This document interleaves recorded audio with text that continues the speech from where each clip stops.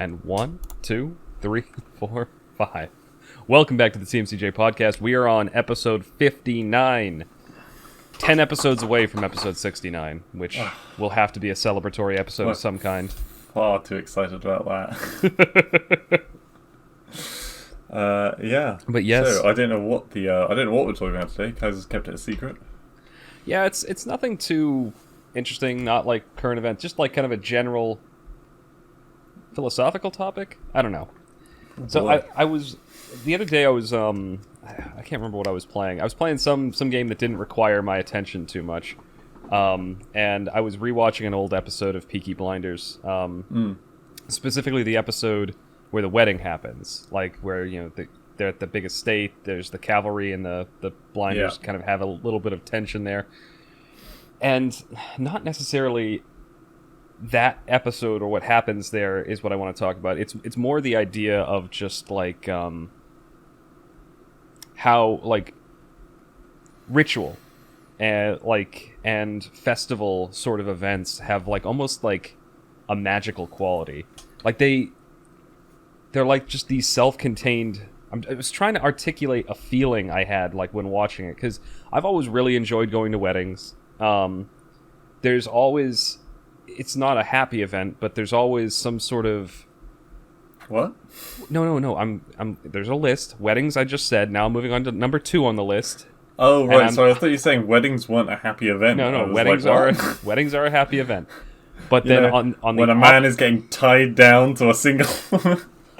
on the opposite side of that, I was going to say funerals. Right. And while they're not happy events, I feel like the ritual that goes along with them, you know, family comes back together to, you know, remember the life of a person who passed, and then the ritual that goes along with it, I feel like gives some degree of closure. I want to use the word satisfaction, but that's not quite the right word. Events are all about forming or maintaining bonds with people, really, whether it's with the living or the dead. Yeah, and then same thing to a lesser extent can be applied to like birthdays, like festivals, like fairs, that sort of thing. Like, and when you're talking about like festivals and fairs, you're talking about like, you know, beyond family. Now you're talking about a community, like it's a shared bonding thing with a whole community instead of just with family and friends. Yeah. And you know, birthdays obviously that's family and friends. Maybe in America it is. What festivals and fairs? Over here, you are with your group and you stay with you. No, I don't know. I don't agree with enough of them. I think it depends on the region you're from too. Like definitely in more rural areas, it's probably they probably are a much more tight knit event, like going to a fair or a festival. Right. Well, I don't know. You have a lot more fairs in rural areas. I guess it's more tight knit, but in a village sense, because there's less people around you, so you get to know more percentage of the people in the area. So I guess everyone kind of knows someone at a village fair. Whereas if it was in a city, you're not going to see anyone that you know. Yeah. I was actually talking to my. Go on. I was talking to my brother earlier, and it was like we were talking about. I think it was Tokyo. And it's apparently the most people in one city on the planet, or something. Yeah. I've heard that before. Yeah, which is crazy because it's like not China or, you know, Russia or New York. Yeah, it's a thing about space, because like, even like, you know, seeing how close houses are together, even in rural areas in the UK, like you compare that to the US, it's an island versus having like the better part of a continent. So even in like the area that I saw, I think the area that I picked you up from that time when Raymond and I were in the UK, that would be like a very densely packed suburb in the US, like very close to a city. But well, another interesting fact that came up was that like the amount of people in that one city is equal to half the population of the UK. Yeah, Tokyo basically has become like it's cities within cities within cities, because they have like dozens of different like school districts. They have like basically it's essentially it's grown up and it's all part of Tokyo, but within Tokyo now you've got like these mini mini cities that are their own administrative district, and because it's the whole city is the size of a country in terms of population density, or in terms of population period.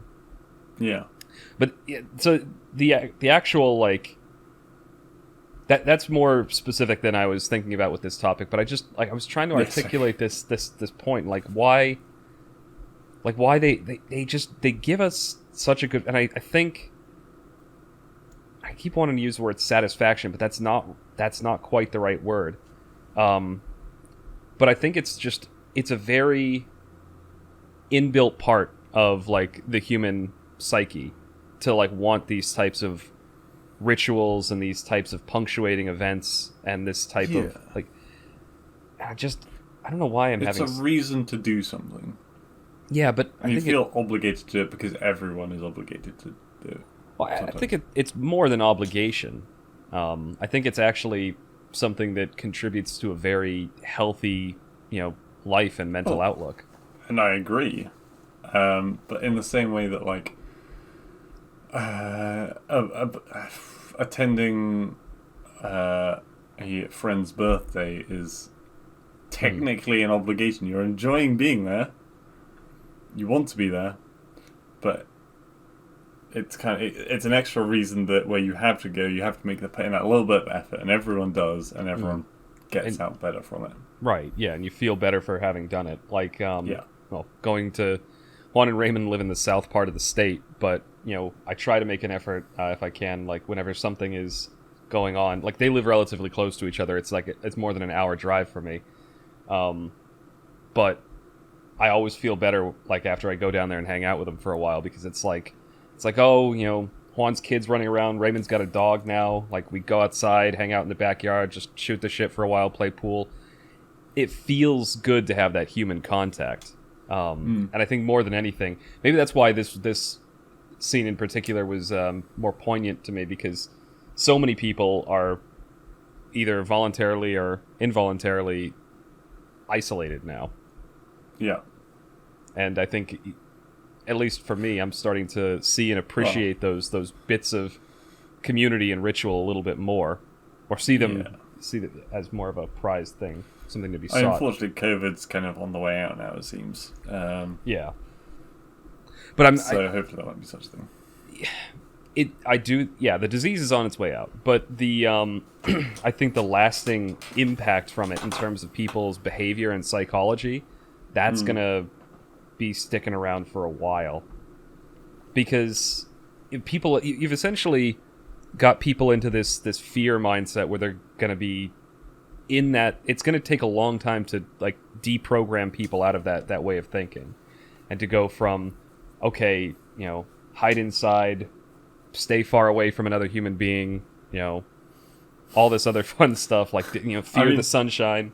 We kind of did that anyway before COVID, guys. What? I mean, obviously we like going out and having a nice meal and that kind of thing, but generally, I don't know. We're not the party animal life. I mean, I had a nice long commute and a job that had me traveling around, so I just through my profession was able to avoid being completely isolated. True. But yeah, no, it's something that's been on my mind, and I wish I could have articulated it better, but I do think that people, I think, somehow undervalue these types of things. And you made a joke earlier, and it actually was a point I was trying to think about, or I was thinking about when writing down this topic. You made the joke about the wedding being a celebration of the man being tied down, not a happy occasion, and stuff like that. And I've always, I don't know, I've always loved the idea of a wedding. And I think, if I get married, that's something I'm going to really look forward to and enjoy, because of this whole concept. It's a celebration. Bring all these friends and family together. It's a punctuating event. It's you've transitioned from one part of your life to the next part of your life. And I think that's something that deserves celebration. The same way a birthday party is, you're celebrating yourself moving on from one year to another. I mean, it may sound bad, but I don't really like birthdays.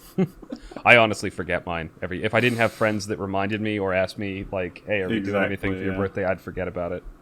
The last birthday that I think I actually paid attention to was my 21st one. Because in the US, at least, it was the last time that something was being held back. Like, because, before you're 16 in my state, you can't drive. So I was paying attention to that birthday. It's like, okay, I can drive now. Yep. Then 18 rolled around. And it's like, okay, I'm legally an adult now. Like, okay, that's something to pay attention to. Then 21, it's like, okay, I can legally drink now. It's like, okay, that's something to pay attention to. But then after that, it's just been, every other year is just like it's a number ticking up. So who cares? Yeah. So what you're saying is you need more. We need like a battle pass for birthdays. Oh my god. Like they're giving you the good stuff too early. They need to spread it out. They need to put like a price on it so that you keep coming back. I've got a maybe a bit of a controversial opinion on something else should be gated by age. I don't think you should be able to vote until you're 25. Right. Okay. Because your brain's still developing until you're 25, and I just looking. I feel like your primary target for this is uni students. What? Uni students having grandiose ideas about the way the world should be. People who maybe it should be based on employment. If you're still in school and you haven't actually held like a normal full-time job before, yeah, you shouldn't be able to vote. Right. No, but that's why I think is like because I was thinking the reason that thought came to my mind the other day was because I was reading somewhere that I don't remember what country it was. They were trying to lower the voting age to 16. And I'm like, are you a moron? Have you talked to the average 16-year-old? They're fucking idiots. Yeah. I was a fucking idiot when I was 16. They're just... Well, I don't know. I don't even know if the word idiot is correct. Because there are a lot of 16-year-olds who aren't stupid. I should clarify that. I'm being hyperbolic, but... So, like, I'll use myself as an example when I was, 16. Like, I was an honor student, great, very book smart. I like to think I was a little bit, world-wise, but when I compare myself at 16 to who I was at 21, and who I was at 25, and who I was at 30, like, there's a vast gap, because you're just now getting, at 16, at least from my perspective, it's where you've just learned enough to start to realize and start to think in a broader perspective outside of your own little bubble. Or at least that's how it was for me. But you're not really practiced in doing that, so you're kind of easily influenced by people, experts who want to tell you how to think, Yeah. But typically at the end of the day, people vote for what's best for them at the time. So, I mean, even the old people are like, generally kind of vote for stuff that will benefit them. Not necessarily. And not even in every case, that's what I said, even if that's true, knowing what's best for you is variable. Like, so if like you might think that as a college student, right? I'll use the free college for example. You might vote for like free college tuition, like that's going to be good for you. You think it's good for you. 10 years down the line, you're going to be furious because you're going to be paying for a bunch of layabouts that are taking classes about nothing. Exactly, and that's why I think, like, people vote depending on their age. Just kind of decides what they will vote. I think more. So you're saying like it balances out, I guess. Yeah, because like it's like when you're in school, right? You go into a new school, you're the bottom year, right? And the fucking higher up years, they fucking shit on you. And then when it's your turn to be the higher ups, you shit on the people in the first year. Like, you smile, but this is how it is. I do. Okay.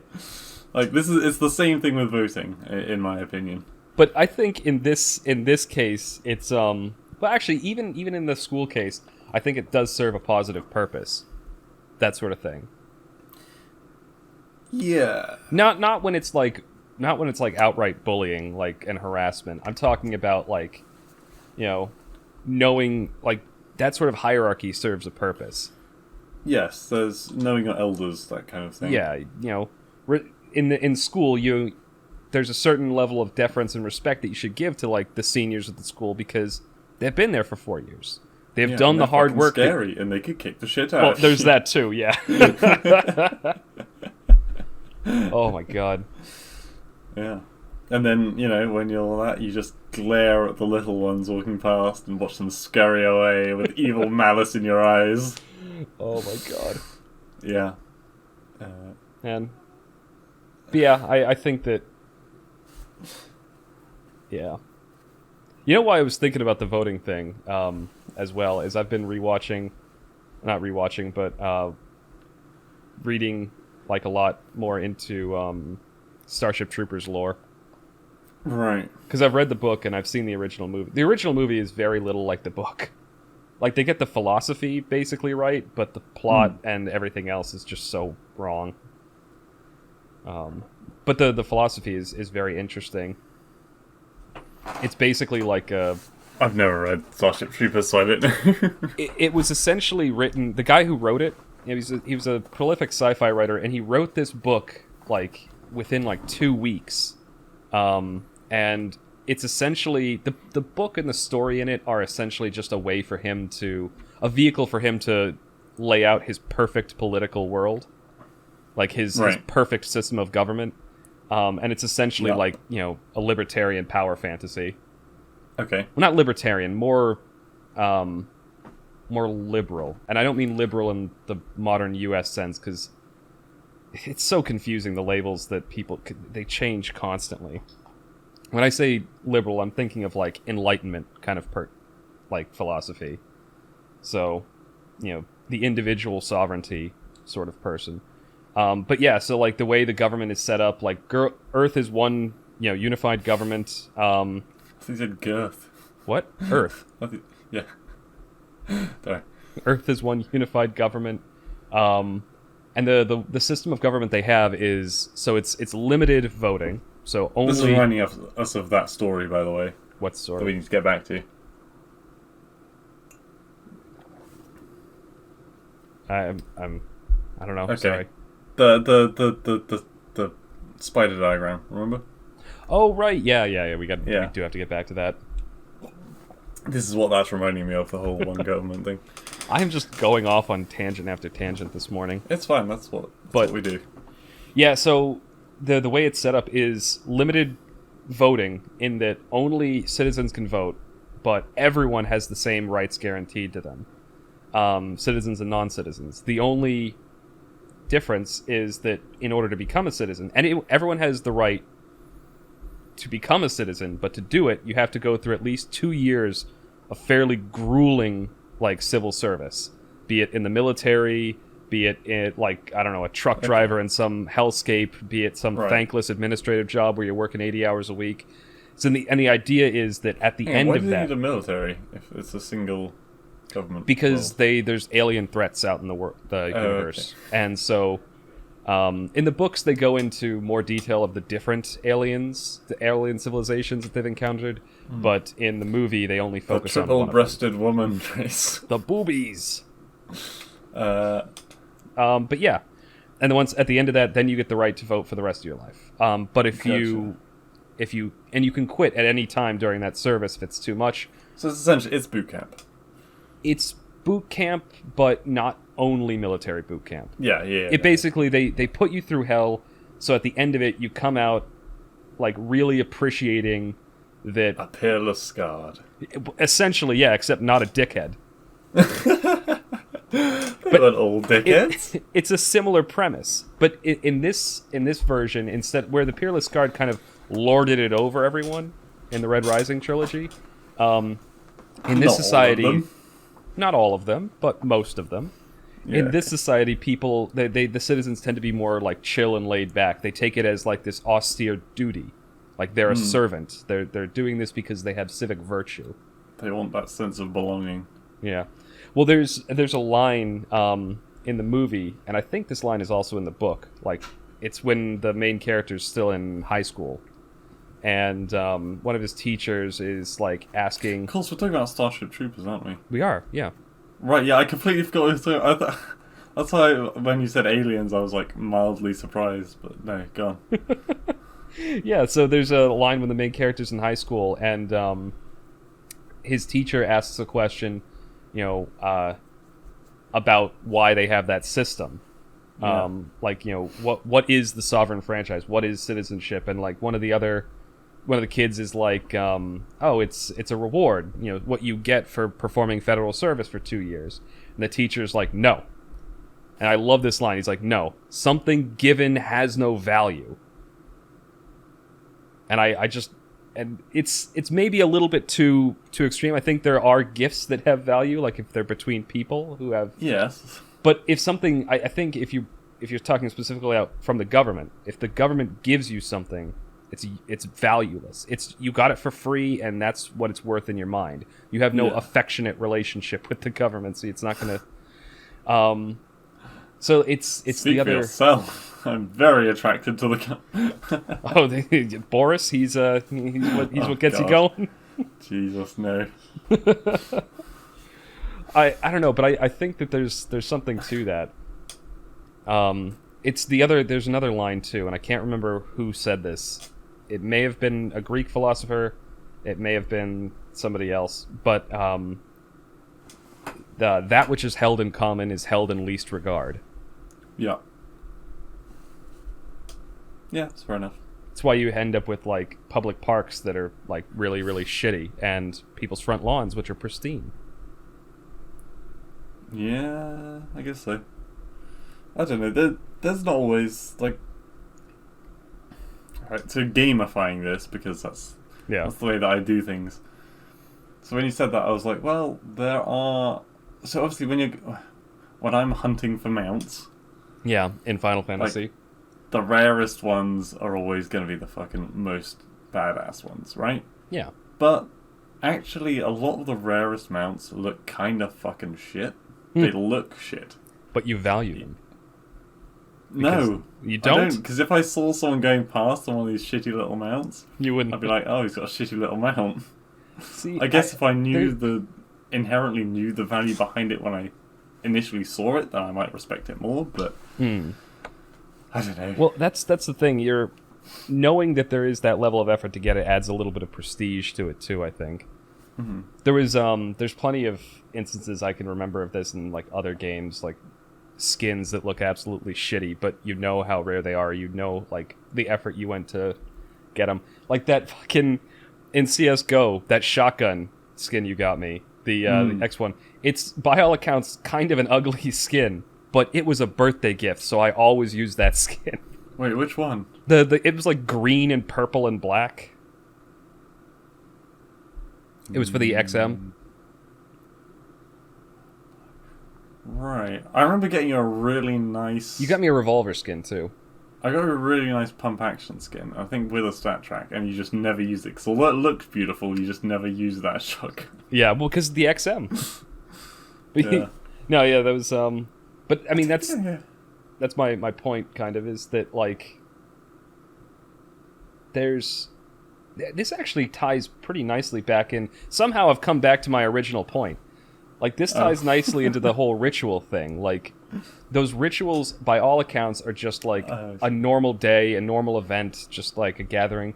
But the emotional weight that we attach to them, like, gives them value far beyond the material of what they actually are. And it's the same thing with, like, this whole gifts or, like, working towards something. Like, if I, like, work really hard to get something... it has a lot more value than if I just like picked it up off the side of the street or something like that. And the same thing with like the example of the skin in that game. Like it had value because it's like that was a birthday gift. So I like it has more value than if I'd paid like, $5 for it to buy it off the shop or something like that. And yeah, you see a lot of people who are like reselling birthday gifts and things in real life. Yeah, I think those people those are people who are morally degenerate. Oh dear. Well, there you go. If you've ever regifted something, you're a degenerate. That's no, regifted a gift. Oh yeah, I guess regift. Yeah, yeah, that's fine. I'm trying to think now if I've ever done that. I don't think I have. I have on a Someone's gotten me stuff in the past, and I've tried it, not enjoyed it, but I haven't sold it. yeah. When I've gotten gifts before or given gifts before to somebody who already had them. I think one time it was either for birthday or Christmas or something. I got Juan like a birthday gift or a Christmas gift or something, and somebody else got him the exact same thing. And so Right, duplicate. Yeah, okay. Yeah, That's kind of different, I guess. that's a different circumstance. But I'm saying, yeah, if it's something that it's like, Because then you just consider one of them to be given by both of those friends, and then it's almost an even nicer thing. Because they know they both thought the same thing. Yeah, it shows it's a good thing that you liked. Well, that's it would be really bad if they both gave you the same gift and you hated it. Yeah. It's like, wow, two of my friends don't know anything about me. It's like, wow, you both bought me like nuts. I'm allergic. Oh my god, there was I was rewatching one of I think it was Iron Man 2 the other day. Right. And what's the villain in that one? I don't know. Oh, it was the Russian dude with the whips. It's unimportant. Oh yeah. There's a point where he's trying to like make up with Piper Potts, his secretary, and Pepper Potts. Pepper Potts, whatever. What do I call her? Piper? Yeah. And he gets her like a gift to like, you know, as like a kind of an olive branch, and so he goes into the office and it's a thing of strawberries, and she is like kind of awkwardly thinking, she's like, I'm allergic to one thing in the world, and you know what that is? And he's like, strawberries. See, I knew there was a connection there. It's such a good line. Oh god. Yeah, that's a very forgettable film, that was. Yeah, the first one was very memorable. The second one, Yeah. I remember bits and pieces from. The third one took me 3 years to finish. No, 2 years to finish. Because I watched the first half of it on a plane and then fell asleep. And then Yeah, that's always a bad sign. Yeah, I never. Well, it was an overnight flight, so it was kind of inevitable that I was going to fall asleep. I guess. But yeah, I never got the chance to see it again until years later when. What? That could be a topic. What? We are like very different in this respect, where you can fall asleep in front of anything. Yeah. Whereas I'm a lot more able to like control when I fall asleep. And this has become like a thing. This over the years on Discord. Kaiser is one of a few people in the group that can just fall asleep in front of their computer. Yeah. Pretty easily. I've fallen asleep sitting up. I've fallen asleep in an armchair before. This is like, I fell asleep like upside down one time in college. I'm Batman. There was a time. Oh yeah, we went, like, we were camping. I was with Juan, Raymond, and a few other friends, and there were a limited number of rooms. So Raymond and I got the bunk bed room, and we were just chatting. And the way he describes it is, you know, I said something, he said something, I said something, he said something, and then he got no response and just heard. Yeah. It was just like, yeah, I actually have a harder time falling asleep when it's quiet. Yeah, I mean, if I'm absolutely blitzed drunk, I have been known to fall asleep under a table. Yeah, anyone can fall asleep when they're drunk, but true. That's more passing out than falling asleep. Yeah, that's passing out than falling asleep. Yeah. But otherwise, yeah, I don't know what the big difference is. What it is different about our psyche that, you know, it makes it easier for some people because some people just fall asleep anywhere. Yeah. And other people need to be in a very specific, recognizable place with a comfy. Yeah, they need to be laying down. They need to have a sheet, so they need to be on one side, or you know, they need to have, I don't know, had a warm cup of milk or something like that before they go to sleep. I don't know, but I've never been a warm cup of rum. I've always been. I found that in general, I'm typically like very in tune with my body. Like, yeah, I know pretty reliably when I'm going to get sick. So like a day or two before it happens, I can go like, I don't feel right. Oh, I'm about to get a cold, and then I'll start to feel under the weather like the day after that. And it's the same thing. Like when I'm tired, like my body's just like, yeah, you need sleep. And if I try to force myself not to sleep, my body says, nope, you're going to sleep. Well, I've been over the last few years. I started drinking coffee, and I do find that it doesn't. I don't notice when I'm staying awake longer than normal, but I do notice the next day. Just my eyes. It's my eyes that really slow me down. If I didn't have eyes, I'd be able to stay up a lot longer. Because the rest of my body just doesn't get tired, at least not at the moment. You heard it here first. Blindness, it's the cure to fatigue. Exactly. But, oh god, I'll always remember there was a Darren Shan book. It was the City series. And the ruler of the city was this weird genius dude. And he was always like, I always sleep for exactly 4 hours or something. Because that's the optimum amount of time that a human body needs to rest to work efficiently. Yeah. And I was like, fuck, I can never do that 4 hours. Are you kidding me? There's some bits to that are true. So technically, there's a reason that falling asleep, if you wake up in the morning and go to sleep for another half hour or something like that, you'll actually feel a little bit more tired when you wake up the second time. Yeah. It's because you sleep in REM cycles. So a typical REM cycle for the average person takes 90 minutes to complete. So if you don't complete a REM cycle and you just conk out and wake up again in a half hour, you're going to feel like shit because you essentially woke up in the middle of that. Yeah. Sorry, there's probably a lot of chair noises coming through. I wish I had a better chair. Sorry. That's the one thing another good thing about this one. I don't have a creak anymore when I lean back in it. Yeah. But yeah, that's what I found. I remember, I think it was Da Vinci. It was one of the Renaissance thinkers and artists. There's rumors that he would just sleep in naps. Hour and a half, 2 hour nap here, get up and do some stuff, hour and a half, 2 hour nap, and it would just be these short little bursts of sleep. Yeah, I quite like doing that, but then at the same time, you do get satisfaction out of a long sleep every so often. Yeah. I find that I do sleep a lot. Sorry. I was just going to say, I do sleep a lot. You sleep a lot less than I do.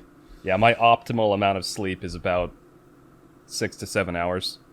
Yeah, I quite often sleep for 10 hours. Oh, God. Yeah, if I sleep... I've said this before, if I sleep past 8 o'clock, I feel like shit. And I very rarely sleep past 8 o'clock. The thing is, I'll wake up and I'll be like, I've got a little bit of energy, but I kind of just want to stay in bed. And I know I'm going to feel shit when I do eventually get up, but I don't want to stay in bed for a little bit longer. Yeah. It's terrible.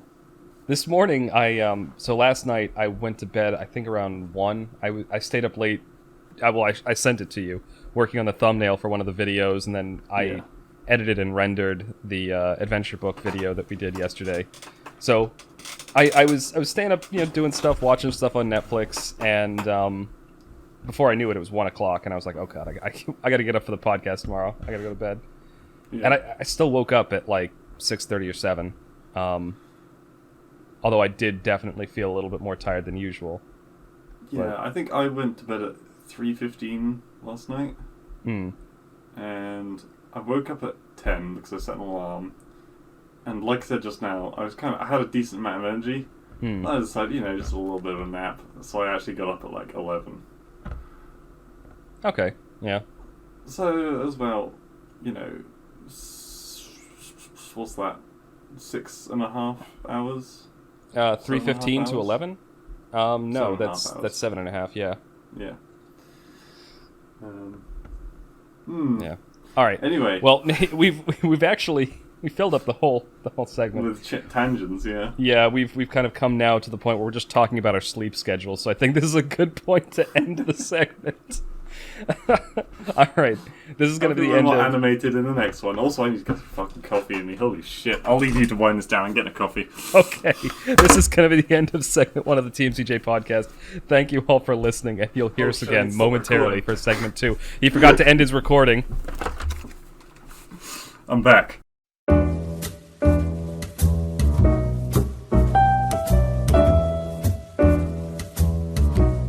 Welcome back to the TMCJ podcast. We are on segment 2, our media segment, and we did movie night this week. Is this 2 in a row now? Like, have we done? Yeah, we're on a roll. God. Wait, what did we do for my one? Shaun of the Dead. That was it. Yep. Shaun of the Dead, and then actually we may not have done 2 in a row, but we did one this week, and that's what counts. I think we did do 2 in a row. We don't even know what we do for this podcast. No, but so this one was actually a classic movie of mine. One that I watched as a kid and just absolutely fell in love with, like the aesthetic, the setting, the plot. Like, it was just very good. And it was funny. I was talking to Raymond this week. This is before I even introduced the movie, by the way. I was talking to Raymond this week, and he had an urge to watch this exact same movie, completely separate from, like, talking to me, and watched it. Literally, like, within a night of the night we watched it. So, anyway, the movie is called Samurai X Trust and Betrayal.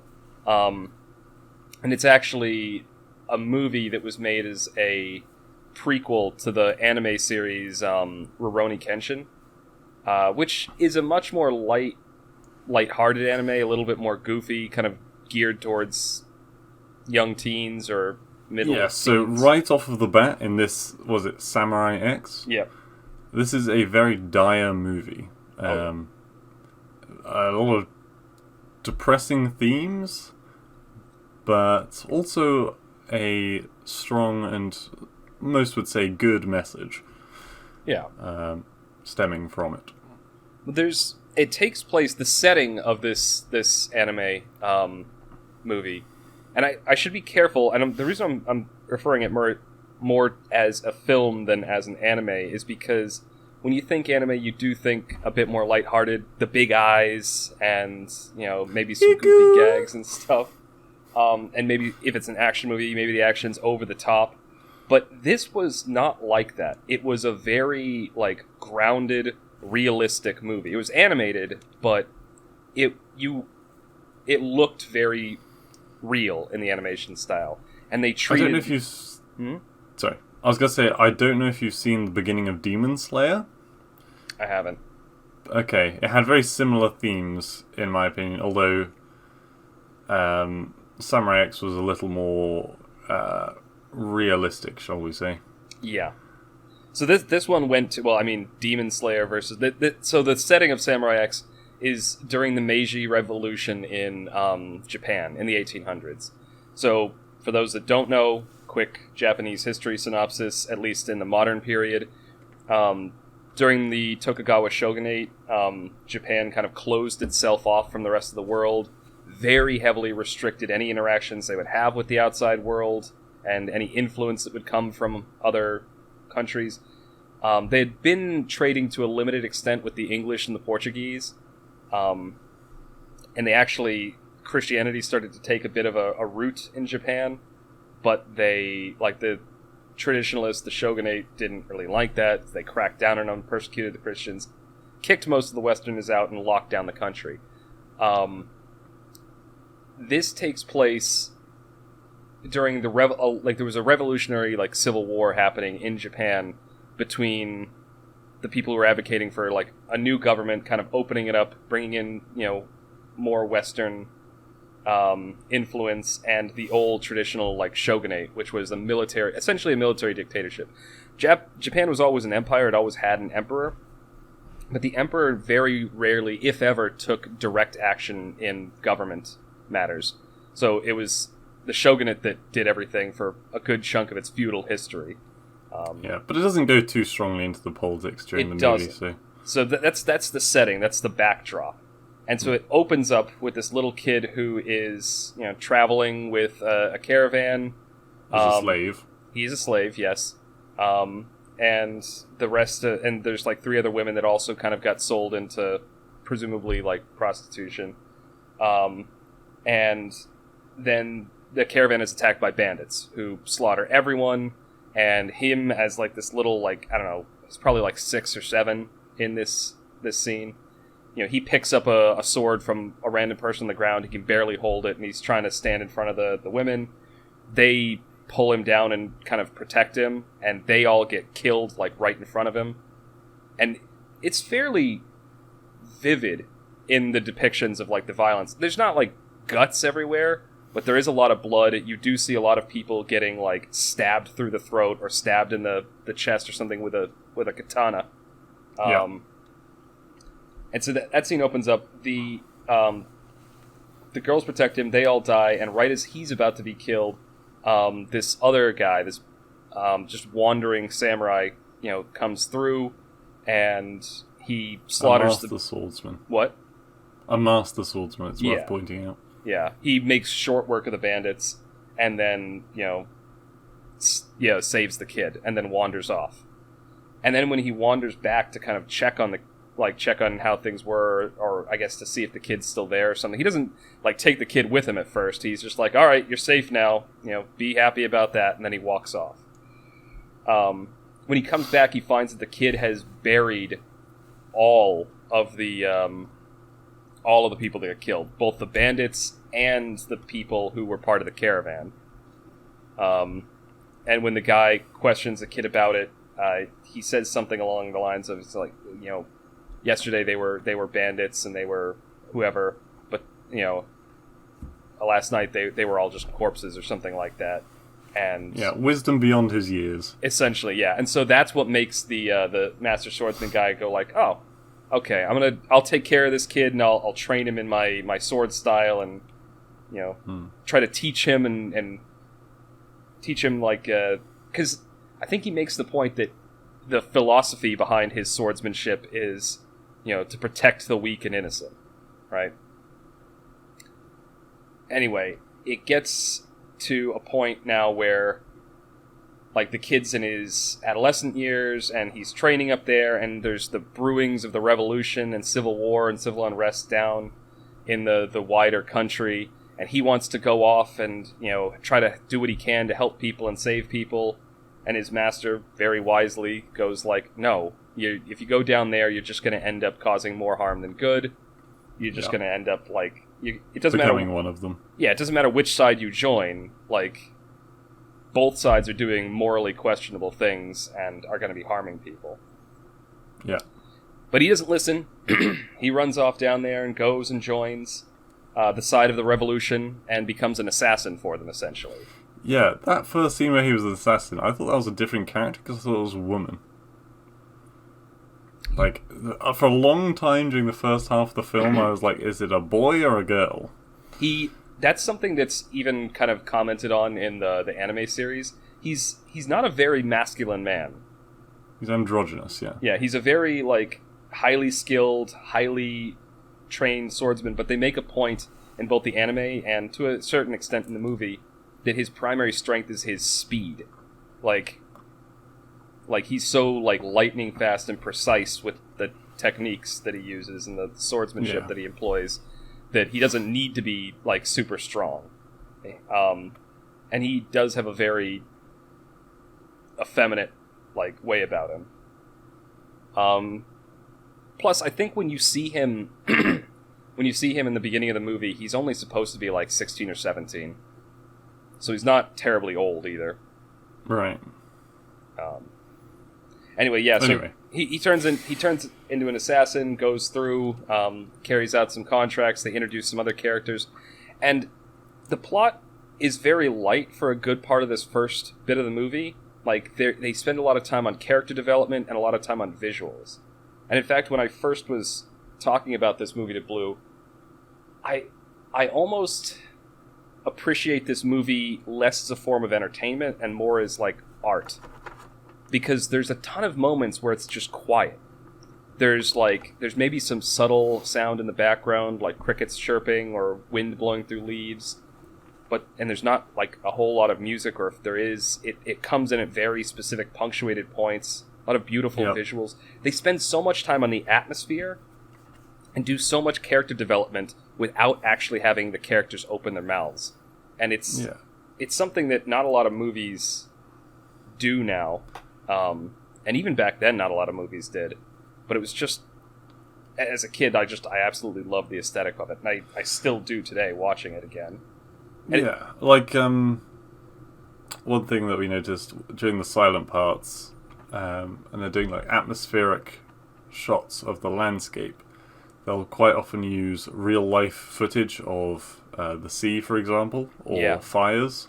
Yep. And they will put that into the animated start. They'll add effects to that film footage to make it look like it was animated. Yeah. And it doesn't not work. Like, it works.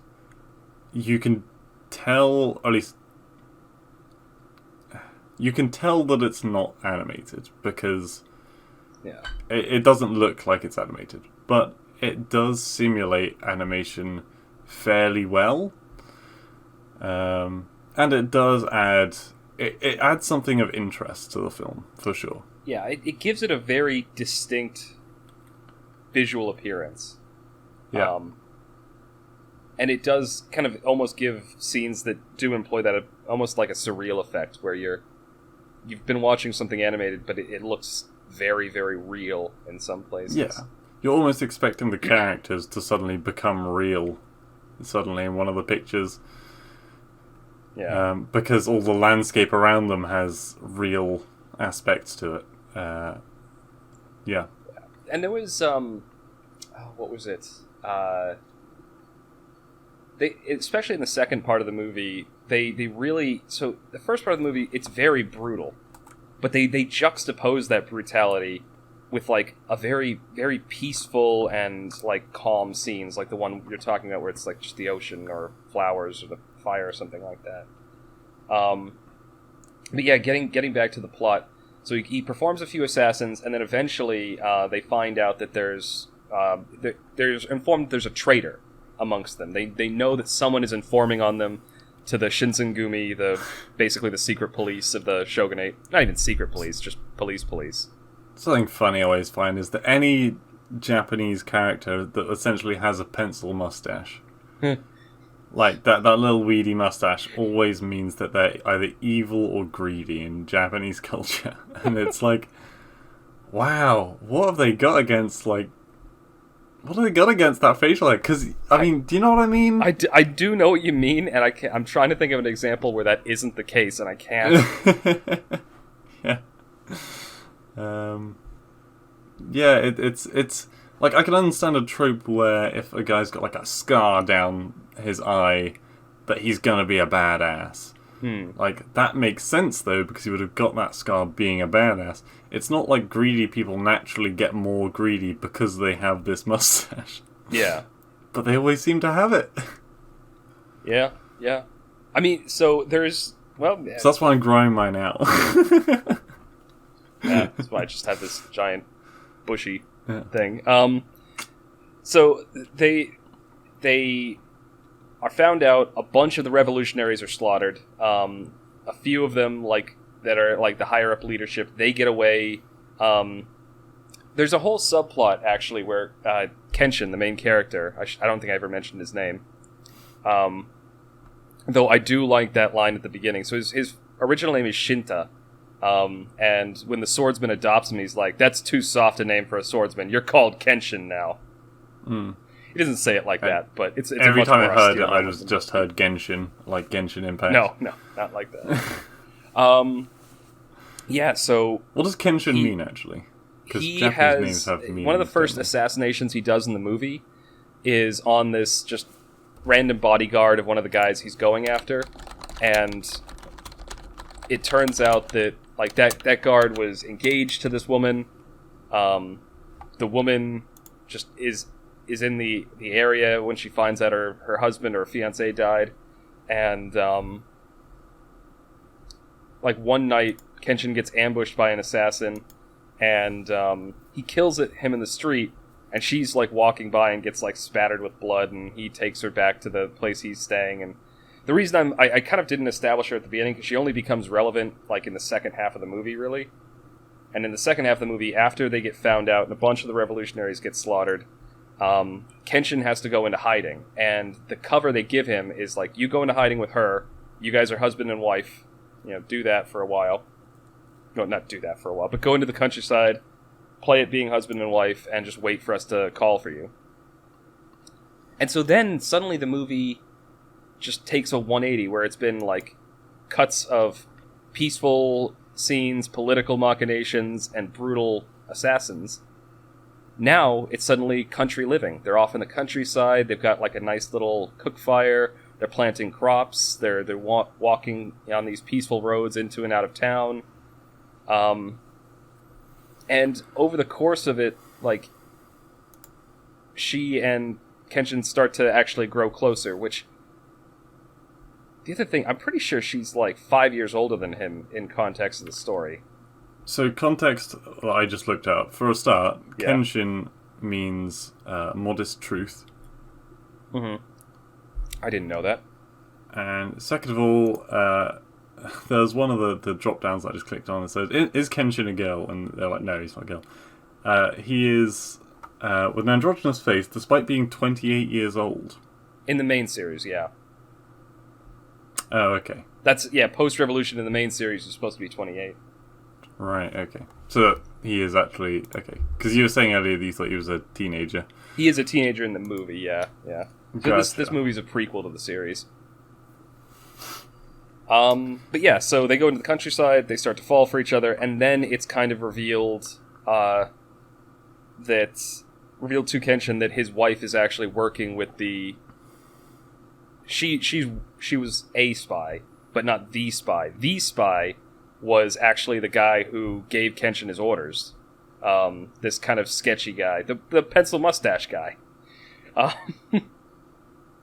And so Kenshin, in kind of a delirious like haze of just like of betrayal, essentially, because he feels like this woman that he's fallen in love with, that she's betrayed him, that she was secretly, it was all a ploy, but it wasn't. And the whole idea behind those two falling for each other, and then this guy revealing it to Kenshin, was so that he'd be so delirious and kind of hurt and not really focused that when he went to find her, all these assassins in the woods would be able to take him out. Yeah. Which works to an extent. He gets more heavily injured than at any other point in the movie.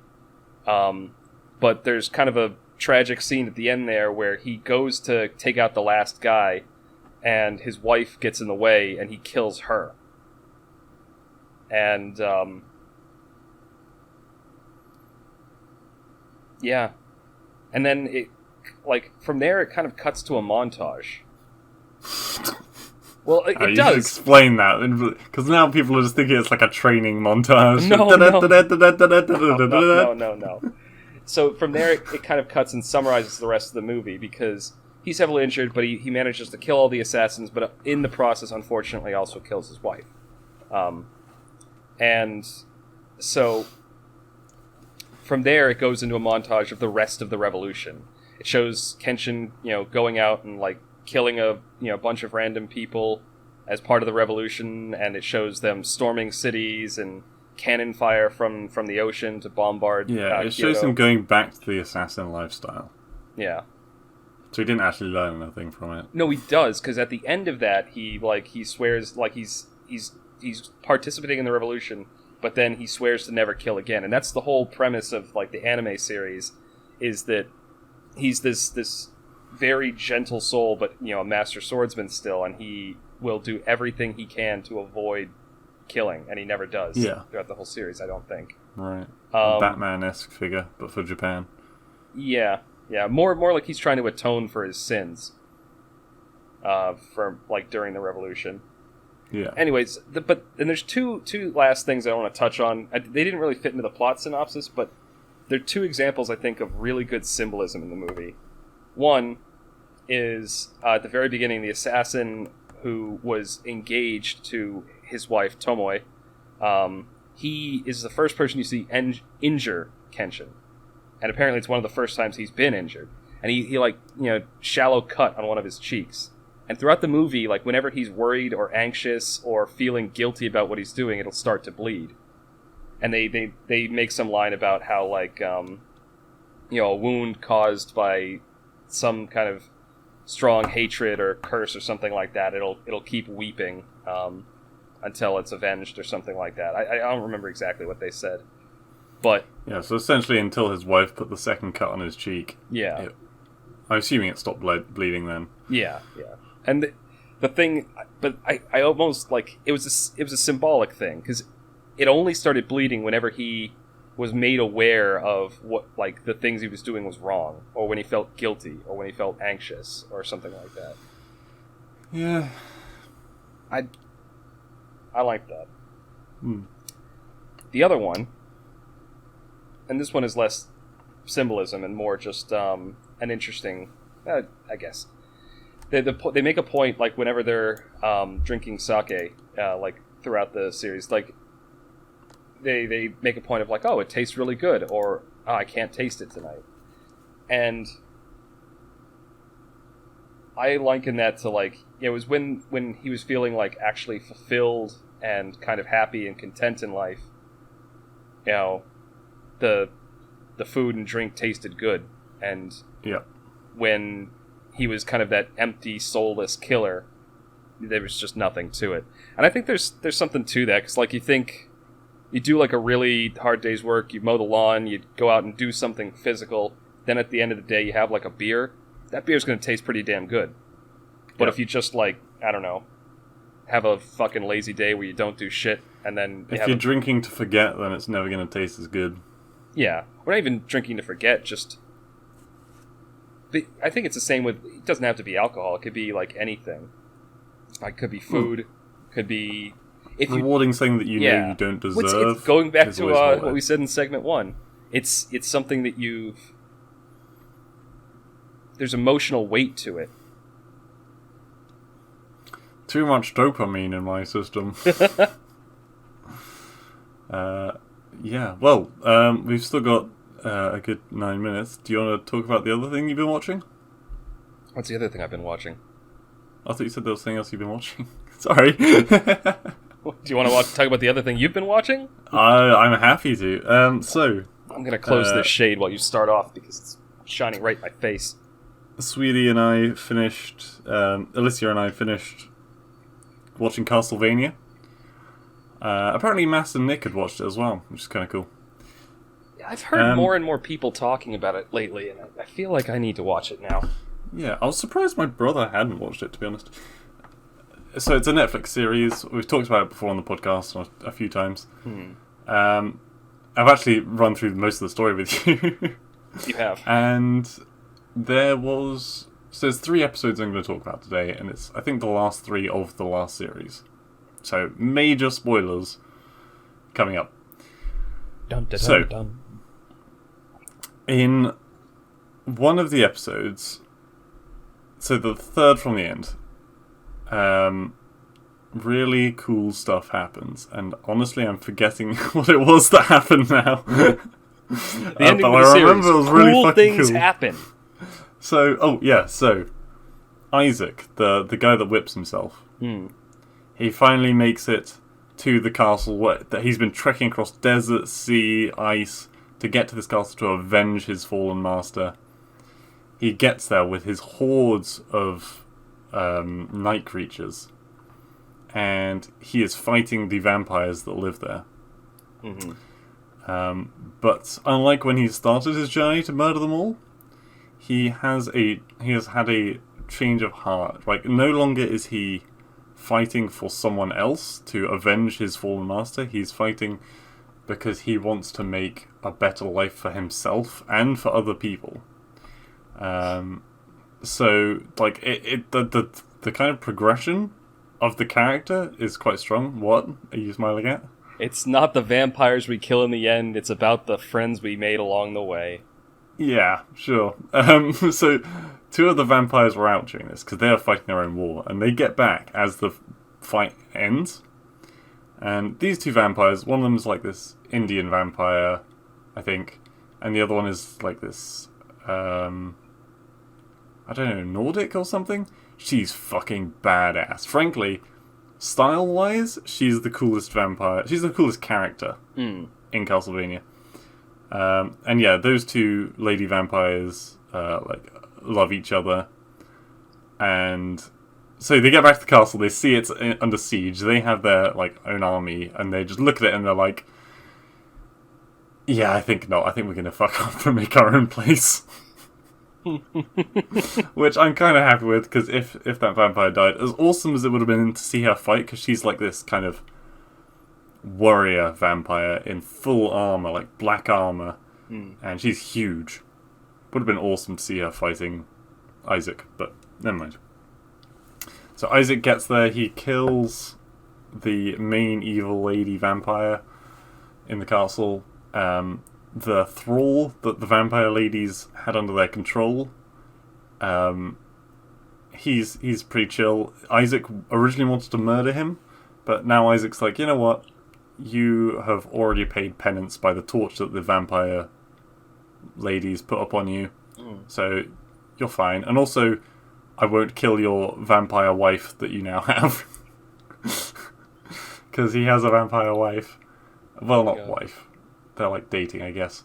But there seems to be a really strong bond between them. Yeah. So I'm going to just finish this particular arc, because even though it spans the episodes. Also, I remembered the thing that I was watching. I had completely forgotten about it. So, but yeah, go on. No, finish your thing. If there's only like 2 words I had to say on it, so if there's time, I'll mention it. But go on. Talking about this vampire and human relationship, right? So he arrived in the castle beaten to shit. He got thrown in a prison cell. She came down as a diplomat because they needed him to give them an army of night creatures. And so she was like sweetening up to him, giving him a nicer cell, giving him books to read, like a pet, right? Literally took him out on leash several times so that he could be outside. And eventually they end up fucking. And while they're fucking, she slips like this ring onto his finger, which means that he is bound to do whatever the female council tell him to do. Right? So he is literally like, I'm not going to make it. He's taco making to the full.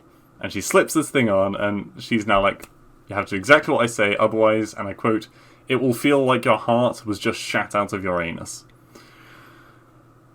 So he's a slave to them. But she still, afterwards, she was like, you know what? He's pretty good at fucking. I'm gonna, have him around my quarters. And yeah, so when it comes to this battle with Isaac, they've formed enough of a bond that the slave boy, I can't even remember his name because I care so little about him, says to Isaac, look, please don't kill her. She means something to me. And she doesn't try and kill the others. She doesn't betray them or anything. But in the last episode, she's been, imprisoned by them for, I don't know, a very small amount of time. And she says, I can't be kept in a cage like a bird. And even though she's walking around in very nice, clothes, she has whatever she wants. And so she basically says, I'm going to go and step out and see the sun. And he's like, no, don't. He takes her hand, and she's like, no, I really must. And he's like, okay. What? I thought you loved this girl suddenly. That you cared enough to save her from Isaac. And now you're just like, okay, I'll let you die. And he literally stands in the doorway to the balcony. She stood out there, and it is a beautiful moment, don't get me wrong. She's looking out at the sun. She turns to him and she's like, oh, is that all it is, person? Whose name I can't remember. And then she disintegrates in front of him. And doesn't even, not a tear. What the fuck is wrong with his character? He betrays Dracula, which is a cardinal sin in my book to start with. He's a massive whiny bitch. He gets tortured all the way over to the other castle. He gets a little bit of nookie, and suddenly he's creating an army for the people that just tortured him. He falls in love, and then suddenly he's just letting her go again. No, really, I must. Okay, thanks, bye. Okay, thanks, Frankly, bye. I'm sad that there wasn't more Isaac, because by the sounds of it, Isaac became he became a lot more upbeat, and he wanted to create something for people to live by. and we don't see any of that. Instead, we get the stupid drama with this idiot. Anyway, on the other side of things, Alucard meets up... Well, Alucard's defending his castle from a bunch of night creatures. Some guy slips past him into the castle and starts summoning Dracula back to the real world. This is a very cut-down version, obviously. Alucard's two best buds, the main characters, show up, and they kill all the demons outside. They start working their way up the tower, and they get to this room. They kill some more important vampires very quickly. But there was one fight that was really fucking cool, I will say. One dude was fighting all three of them at once. He had like this polearm. Well, it was like a polearm flail, right? And it was so cool. Like, they were fighting him, and one of them cut his arm off, and he just fucking shrugged it off. He kept fighting with like one arm. That was a badass moment. Anyway, so Dracula gets dragged back from hell into this kind of body that's been stitched together out of a man and a woman. And Dracula gets dragged back with his wife from hell. What, they're still in the same body? Like, they were holding each other in hell, and so they both got pulled into reality. And you kind of hear their voice coming from the corpse, and they're like struggling around, but like two consciences in one body. Yeah. And then the main character, Belmont, like fucking blows up the body.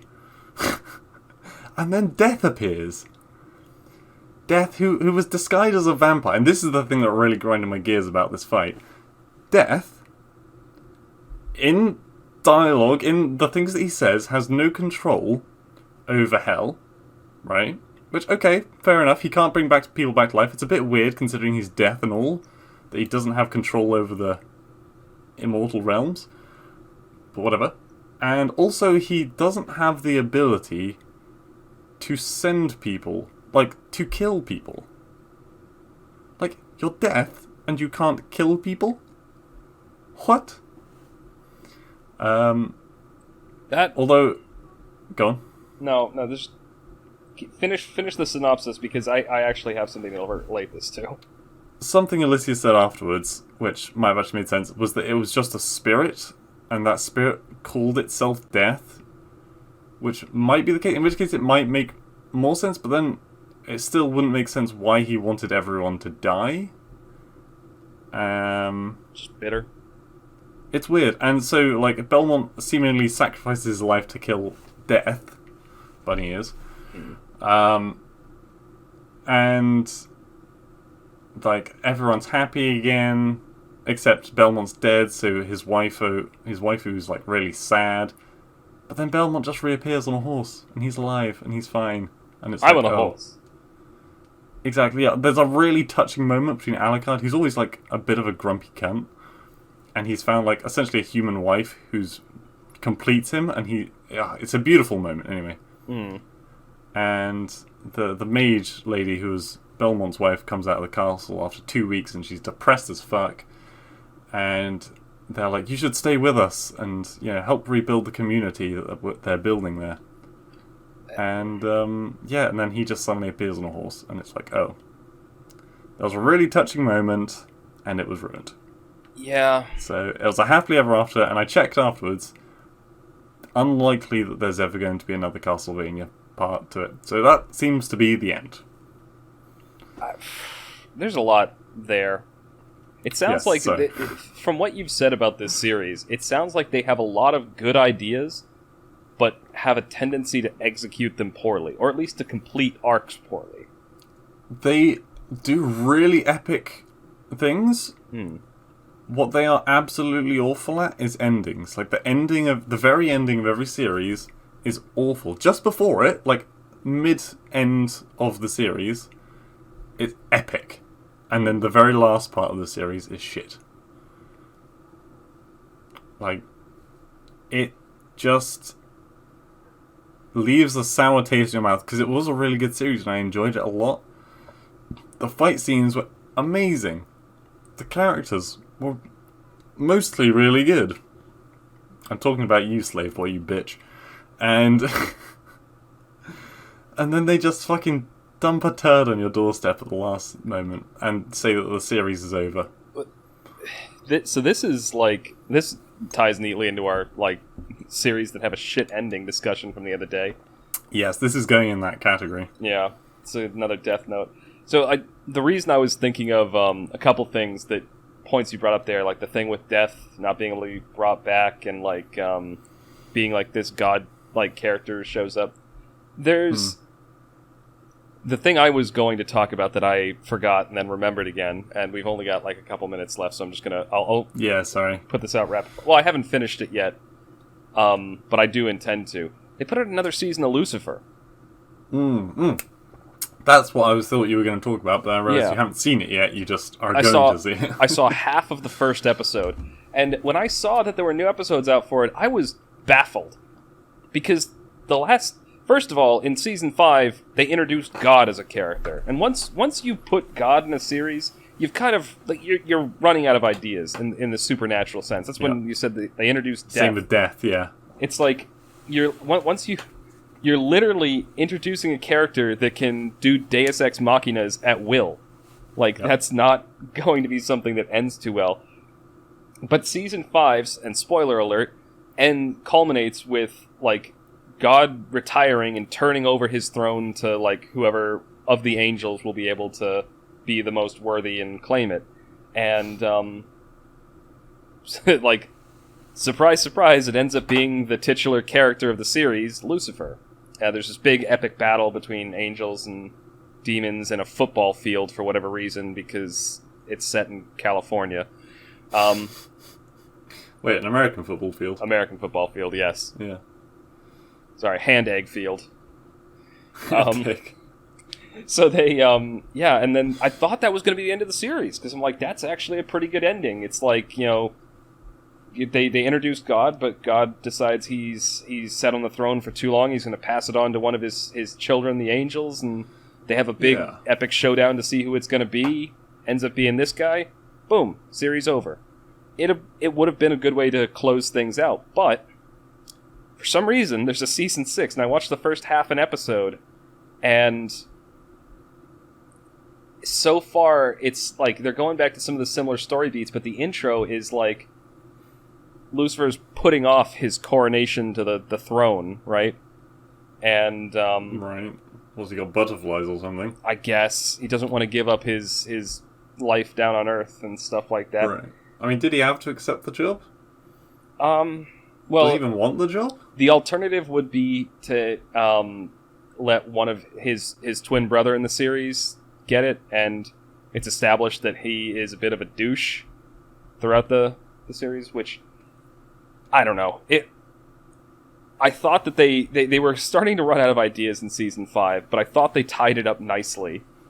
Now they're going still. So maybe I'm not giving them enough credit, and they're going to pull out some plot thread that seems interesting, but... I mean, series don't continue because they have good plot points to make. They continue because they can make more money off of something. Can you hear me? Sorry. That recorded on the podcast, but I didn't hear a word you said. Okay, so a series does not continue because there is more that they have to say. A series continues because they can make more money off of a series. Yeah, that's the unfortunate thing. I think it probably... Unfortunately, you'll only not make money off of a series if a series has gone bad. So there's... Normally you will get a bad ending because otherwise there's just not going to be an ending. Yeah, well, I mean, that's what happened with Doctor Who. God, yeah, it's still not over, isn't it? I think there's... Yeah, I think they've thoroughly destroyed the canon. They've run the series into the dirt, and now the 13th Doctor is retiring. I don't know who's going to be... Is the new Doctor going to be? I have no idea. They haven't announced it yet. Oh, really? Or at least not as far as I know. Might be worth looking. Yeah, look that up. This will be the last part of this segment, but... Yeah. Who will be the 14th Doctor? Ollie Alexander, the pop singer and actor. Who? I have no idea. Hang on. Okay. Ollie Alexander. Oh my god! Please tell me no. That can't. Let me reread this. Let me guess. No way. The next Doctor, because they need to get some more diversity check marks in there. It's going to be a You are- demisexual midget. Honestly, just look at this picture. It will right. blow your mind. All It's right. the first thing that came up when I Google searched him. This is not the face of a doctor.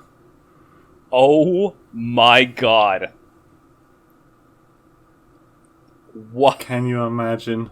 Like, if you... It's just for the... It's a fucking playboy, not a doctor. This is...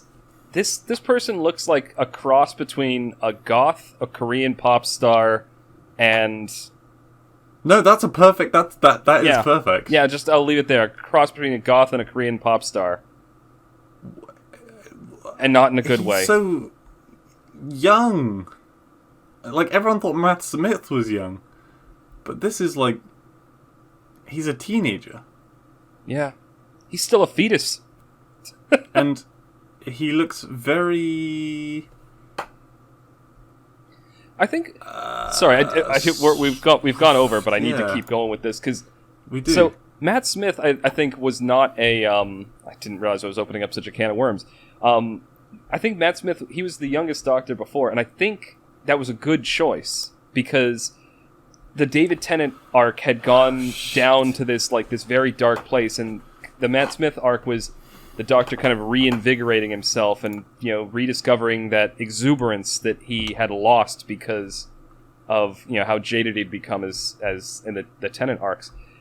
This, I don't understand, you know what I think? You know how there's that lore in the Doctor Who series where you can only regenerate a certain number of times? And then they broke that with Peter Capaldi? I think they can only regenerate a certain number of times, and every time they do it past that, they just get more and more, I don't know, broken. Why is this... The thing is that I'm... Right. Is that a rumor, or is that confirmed, by the way? Ollie has been one of the most rumoured names to take on the iconic role after Judy Whittaker. Oh, hang on. She'll end her tenure at the end of current season 13, which means BBC needs to find someone new and quick, but apparently it won't be Ollie. So, differing sources. Okay. But honestly, the first thing that comes up when you search Ollie Alexander is Ollie Alexander in a relationship? Does he have a boyfriend? Please don't go down the woke rabbit hole. Please. Well, they already made the Doctor a woman, now they gotta make him gay. Well, fuck me. They already did this with the companion. This is... So there was a line I remember from... I don't know. There was a series I used to watch. The guy that does Zero Punctuation, him and one of his friends when he lived in Australia, did this side YouTube series. It wasn't monetized or anything like that, called Let's Drown Out. And they would just have a video game playing in the background. Either one of them was playing it, or it'd be a recording of one of them playing it, and they would just talk over it about random shit. It was essentially a podcast. Yes. One of them, who was a huge Doctor Who fan, and this was when they recorded this was been 2015, 2016. And this is of somebody who watched the old series and the new one, and who read the books and stuff, was really into the extended lore of the universe. And he's like, I don't understand these people now who I see the kids and the teenagers and stuff, when they're watching it, they're playing Doctor Who or whatever, and they want to be the Doctor, right? It's when I was a kid, you didn't want to be the Doctor. The Doctor was this unknown thing. You were one of the Doctor's companions. Acting like you wanted to be the Doctor was like saying in Star Trek, I want to be the Enterprise. He was the vehicle that took these normal people on an adventure. I thought that was a good point. They've kind of taken that mystique away from him. I think the Enterprise would be the TARDIS. I think he would be the person leading the ship. It's not a perfect metaphor, but yeah. But I think it encapsulates one of the issues I think now with the current writing of it is they've gone from the Doctor being this being far beyond human understanding, who's taking these normal people on an adventure through time and space, to being more and more flawed and human. And yes. And I need to clarify what I said just now because people will latch onto it. It's not bad that the actor is gay, but the Doctor should not be fucking humans. Like, great having an LGBT actor, but based on what they've done in the past, I'm worried that they're going to use that as an excuse to promote politics in the show. Even good politics is not... It's not the place. Well, we've talked about this before, about Doctor Who. We've gone on a rant about this very specific thing, is that even back, if you go back to like the David Tennant era or before, if there were political messages in the show, they were subtle and more generic. They weren't like, turn to camera and tell politics. But that happened during the 13th Doctor's tenure. There was one episode where the episode finished, and she essentially lined up the companions and was just talking to them like, this is the message of this episode, and if you don't believe this, you're a bad person. Particular episode many times, haven't we? When she's like, that's not an alien race words, that's Russian, dun dun dun. It's like, and it's like, that's just lazy writing. Like, if you have so little confidence in your audience that you think that they can't get the message unless you literally turn to camera and tell them the message, you failed as a writer. Yeah. Period. And they had a brilliant comedian in that series as a companion the whole time, and there's so many better ways they could have done it. They didn't even use him properly. The jokes weren't funny. Like, it's just lazy writing. Yes. It's gone so far into the shitter. I don't know how they're going to recover. And I don't think... I mean, okay, maybe he'll pull something out of the hat and it'll be an amazing Doctor, in which case, I take it all. Actually, I haven't insulted him as such. I'm insulting... the BBC. No. The BBC, because they are the puppeteers. Should be clear about this. Puppet. I know nothing about this person. I just mocked his appearance, but I do that to everybody. In fact, I'm pretty sure I already did that to Blue this morning. But... Did you? I don't know. It just... I probably did. Probably. It's probably just... I probably just didn't even notice because I've heard it so many times. But I know nothing about this person. He could actually be a talented actor. He might actually be someone... But we're pointing out that I have no confidence in the BBC at this point. Like, I have not seen a single show that they've... Peaky Blinders, I think, was the last thing I saw coming out of the BBC that I actually really liked. All right, phenomenal. We could go down this rabbit hole for a while. This segment is already like 45 minutes. All right, let's wrap it up here. We'll see you guys in segment 3. Segment 3? I didn't even do my outro. Thank you all for... This is going to be the end of segment 2 of the TMCJ podcast. Thank you all for listening, and you'll hear us again momentarily for segment 3.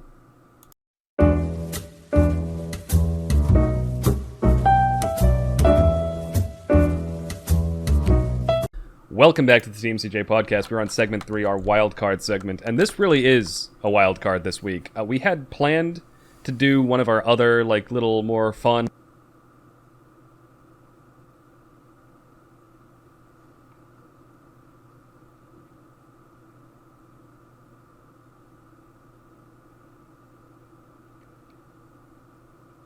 Blue, and it just got him angry. So yeah, it made me mildly horrified. I was like, nope, we're talking about this. So we've railed on this particular topic, I think once before, maybe, or at least we've at least brushed up against it several times. We've alluded to it, yeah. But the whole, like, the modern take on wokeness, I guess, for lack of a better term, or more specifically, at least this is an issue for me working in the corporate world, the fact that they've been pushing, like, these new diversity and inclusion trainings, which are neither diverse nor inclusive. And before we wade into the slime that is what we're going to be talking about, I think it's fair to point out that it's very important to have I'm not going to say a diverse cast of people in a place of work, because I think you should just have whoever's best for the job at a workplace. But inclusivity is very important. And if you don't have inclusivity, a team will not be working as a team, and you will not get a job done properly. Right. And I think one of my biggest contentions with this sort of thing, I'm with you there, because everyone is going to be different. Everyone's going to have a different background. Everyone's going to have if they're coming from a different country, if they're coming from a different region of the same country in a place as big as the U.S., being able to, like, if they can do the job, being able to have them all integrate well into the team to get that job done and function well together, that's important. What I don't like about stuff like this is it's not that. It's like, here, this is all this, like, here's Hispanics. They all go in one bucket. Here's whites. They all go in one bucket. Here's and you Asians. have to treat them a particular way. And it's like, how moronic is that? Like, when you say Hispanic, do you mean Central America? South America? Do you mean Argentinian? Do you mean Puerto Rican? Do you mean Peruvian? Yeah. Do you mean and does from it the matter? Dominican? And that's the other thing. And when you say white, do you mean German? Do you mean, from the U.S.? Do you mean Canadian? Maybe you mean Argentinian as well, because there's a large white population down there. I was going to say maybe Eskimos, but then Eskimos aren't white, are they? No, they're closer to like Native Americans or Asians if you trace it back far enough. And even Asians, yeah. Do you mean Chinese? And in China, do you mean the Han Chinese or do you mean like the Southern Chinese? Or do you mean the Western Chinese? Do you mean Indian? Do you mean Japanese? Like, this is... Sorry, I could go on about this. It just pisses me off so much because they try to boil... One of my favorite quotes, and I can't remember who said this, but the smallest minority is the individual. So just my philosophy has always been the old, like, Martin Luther King philosophy. You judge people by their character. You judge them by who they are, and you treat everyone, initially at least, until they change your opinion positively or negatively as just like another human being. Anyway, that preamble, the thing that set all of this off is I stumbled across... There was a leaked document. It was a leaked PowerPoint presentation that was given as part of a diversity and inclusion training at won't say who, but a big tech company, we'll say. California, Silicon Valley kind of company. And they have a wheel of power and privilege. And I looked at this, and I don't know what they were trying to... I think I know what they were trying to get across, but what they actually created instead is a giant circle that basically says that, like... This thing looks like it was written by like a white supremacist. That's another thing. I actually want to address something about this before we actually go into it. Sure, go for it. Well, okay, I'm going to give a brief description of what we're looking at. So there is a pie chart, if you will, called the Wheel of Power/Privilege. And in the center, it has power. On the edge, it says marginalized. And basically, the closer to the center something is, the more privileged/powerful it is. The further out it is, the more marginalized and therefore powerless, apparently. And this is it's a colorful, it's multicolored pie chart. It's written in like Comic Sans. Like, this is the equivalent of me making an infographic of people that died in a tsunami and having like little comic book action figures next to each bar on the chart. Like, this is fucking disrespectful. What the fuck does power and privilege have to do with rainbows and Comic Sans? Right? This is someone who's trying to make a diagram for a business to say that they've put in the effort rather than just having a proper fucking sensible, sensitive display of the facts. I imagine there would be somebody out there, like somebody giving the presentation, that would then explain this bullshit. But I've heard it explained, and I have very strategically, and this is a secret, and don't let anyone know, but I have strategically avoided taking diversity and inclusion training at my current company for 4 years now. Because after they've rolled it out, I've seen the emails, and I've just happened to have other conflicts every single time one came up, and I just can't take the training. Because I've been through it at other companies. I know people who've been through it, and it's just utter horseshit. It's horseshit that comes from like good intentions a lot of the time. They feel like they want to help people. They feel like some people who are, again, not in the majority of society, like there is a social norm. Like, there's definitely, just because we're animals, like there's always going to be more heterosexual people than there are gay people, lesbians, bisexual people, whatever. it's a fact. So I can see they're like, oh, there's fewer people that fall into that bucket, so they want to make them feel more part of the family, part of the team. But this is like literally the worst way to do it. Anyway, describing it. Sorry, go on. You were going to say something. Well, we're going to come back to sexuality in particular a little bit later. Yeah. Because so everything on this chart has like 3 levels to it. So there's a category for each slice of the pie. And so to take one, for example, the formal education category, right? In the middle, which is the most powerful, there is the post-secondary. Yeah. And so also, it's important to point out that this chart is very much like California-centric, or U.S.-centric in general, but very California-centric. So post-secondary, they mean you've completed at least one college degree. Yeah. And then in the middle of the graph, like between, there is high school education. And then in the marginalized section of the graph, there is elementary education. So they only did elementary school. Yeah. So each thing has 3 tiers to it. And what we have... I mean, we have a lot of problems with this graph that we've already stated some of them. The order in which some of the things suggest that you have more power or more privilege, as they are directly saying, either makes no sense or is actively going against how people should be thinking. Yeah. Or it's just...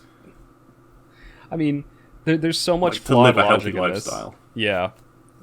I think that that's probably why they'd have like somebody presenting this that would give some nuance to it. But I'm looking at this, and something that just occurred to me. So I was about to say, like one of the things I was joking around about this when we were in the interim. I was like, I'm in the middle of almost all of these. Yeah. And then I made the He-Man reference, like, I have the power, which is not. I know that's not what they were going for, but somebody who doesn't give a shit about other people is going to look at this and go, like, oh man, I feel great. And by a counterpoint, some of the people that are on the outside of this thing, like, sorry, in the skin color one, it just straight up says that dark skin means you're marginalized. Like, yeah, that's a horrible thing to say to somebody. So the most powerful in that scale is white, of course. Yeah. And the most marginalized is dark, not black, dark. So they literally, and by the way, the one in the middle between those two is that's what I was going to talk about, yeah. Different shades. Different shades goes between them, so, They've lumped Asians, Native Americans, most Hispanics all into the same bucket. It's like, what? Yeah, it's like because they chose the word dark for skin color, it's literally a matter of the darker your skin color. It's like a fucking litmus test of like how acidic are you is how powerful you are. Like the more white your skin is, the more fucking muscle that you have. It's so fucking stupid. Human beings are not Super Saiyans. As they're powering up, they get paler. I don't know. It's just. But this is the thought I was having as I was you were describing the wheel. Like in a lot of these, I'm in the middle for these things. Like English, I know English, which for whatever, just knowing English makes you more powerful. I don't know what they're thinking. Like everyone in France is marginalized. Well, maybe they are. I'm a citizen, cisgender, white. I have post-secondary education. I have a college degree, able-bodied. Heterosexual. Also, hold on, I'm getting to a point though. I am getting to a point. But I actually like people throughout their lives will move in and out of these different categories in some cases. So for example, like the wealth one, I started off poor, made it into middle class, and if I keep going on the path I'm now, I could end up being rich because I'm, got a good job, I'm saving up money, investing in stocks. And then the English one, everyone starts off at in the outer edge because they start off not knowing a language. Then they learn English, and then English is their if they're in an English-speaking country. I started off heterosexual, and then I stabbed myself in the gut by becoming pan, and now I'm marginalized. Relating to the English thing, apparently if you are born learning English, that makes you more powerful than if you went out and learned English. So, if you have the money to have an education and to learn English, or use you're any less language. powerful than someone who's like, what? You know 2 languages. That makes you more powerful. Yeah, you actually can do a lot more. Like, because I know that one of the most valuable people, like because my job has me operating like all around the world, and I can tell you right now, like, it was a huge advantage. Like, I'm pretty good with Spanish and I'm okay with German, but just the knowledge of those other languages that I have, that was a huge advantage, like, going into those countries, because I could understand. We all know how terrible you are with French. A bon pain, merci beaucoup. No, but this is my point, this is treating people like they're a snapshot in time. Like, what they are now is what they're always going to be. Like, the rich are always going to be rich. The poor are always going to be poor. Yep. It's a moronic way and a very one-dimensional way to look at people. And it's just flat out wrong in a lot of cases. Yep. So sorry, say your point. No, finish your point. I'm so eager to fucking talk about this that I'm interrupting you, and I'm sorry. No, so am I. That's the thing. I could just keep ranting about this because it's so fucking annoying. So one of the other things that I was saying to Blue in the interim when we first were looking at this was, like, growing up, and I said this in the beginning, like, I always took the Martin Luther King approach. That was how I, like, and I thought that was the good thing. You treat people based on who they are as a human being, as an individual. Content of character, not how they look, not, any of the other things around them. This is the exact opposite of that. And I feel like, just knowing what I know about human beings, having lived amongst them for 32 years, like, this is going to make things worse. This is going to make people discriminate more against people. Because what this chart is essentially telling people is that, if I'm slim, that's one of the ones. If I'm slim, that's in the middle near power. That means that I am better, I am more powerful than the large people. It's like, so there's a category called body size, and it goes from large being the most marginalized to slim being the most powerful. Also, I think that's complete bullshit. We've got more fat people than skinny people in the US. Yeah, so something I said to Kaiser again during the interim is that, so all those homeless people that can barely eat, all those people in, like, third world countries that are living in shanty towns that are, you can see their fucking bones through their shirts. They're more powerful than those. They're more powerful than the fat. I was about to say a brute word that I definitely couldn't use. The overweight people who gorge themselves because they have the money and they can just afford to eat as much as they want. I'm not saying that if you're overweight, you have to be powerful or you have to be poor. It's something completely unrelated to power or privilege, because there are people in both extremes that are in both extremes, if you follow my gist. And this is why in the beginning I said this is a very, not just Amerocentric, but it's a very California-centric thing. And the reason I know that is because when they say body size, they're thinking of, like, the lazy schlub who, doesn't have a lot of time to work out, can't afford a gym membership. They're down. And does that even apply to men? Because, I mean, men want to be ripped, and that is what I would consider large. They're not slim at all. Again, this is why I'm saying it's California-centric. Because in California, they're thinking, like, slim. They're thinking, like, beach body ready. Like, they're thinking about women's stereotypes, profile. like, specifically. Yeah. I think but it's... Oh, that was mental health. For some reason, I thought that was, like, bulk, robust. Mental health, robust. Then what is neurodiverse? Oh, my God. The other thing is, I don't understand what half of these nonsense terms don't mean anything. Yeah, there's a lot of them I had to ask Kaiser exactly what they meant, and it sounds like Kaiser doesn't even understand that one. Well, I missed mental health. I thought that was, like, how, because it says robust, mostly stable, and vulnerable. I thought that was, like, physical health, but I misread that. Neurodiversity, I'm fairly confident what that is. Like, neurotypical is just, normal person, you got a functional brain. neuroatypical is like maybe you got some ADHD or something like that makes it a little harder to focus or something like that. And then they've got significant neurodivergence, which I think is when you have some kind of a mental disability, like severe autism or like, severe Down syndrome or something like that. But again, it's being used in such a weird way. Like, this is... Oh my god. It's... Oh, we've totally lost the page. What were we looking at it on? Discord. Yeah, it was on Discord. Yeah, but yes. as... Just to be a fly on the wall... Seeing this actually makes me want to go to the diversity and inclusion trainings that they have at my company. But I'd be so tempted to mock them that I probably would get fired. So there's 12 different categories on this pie chart.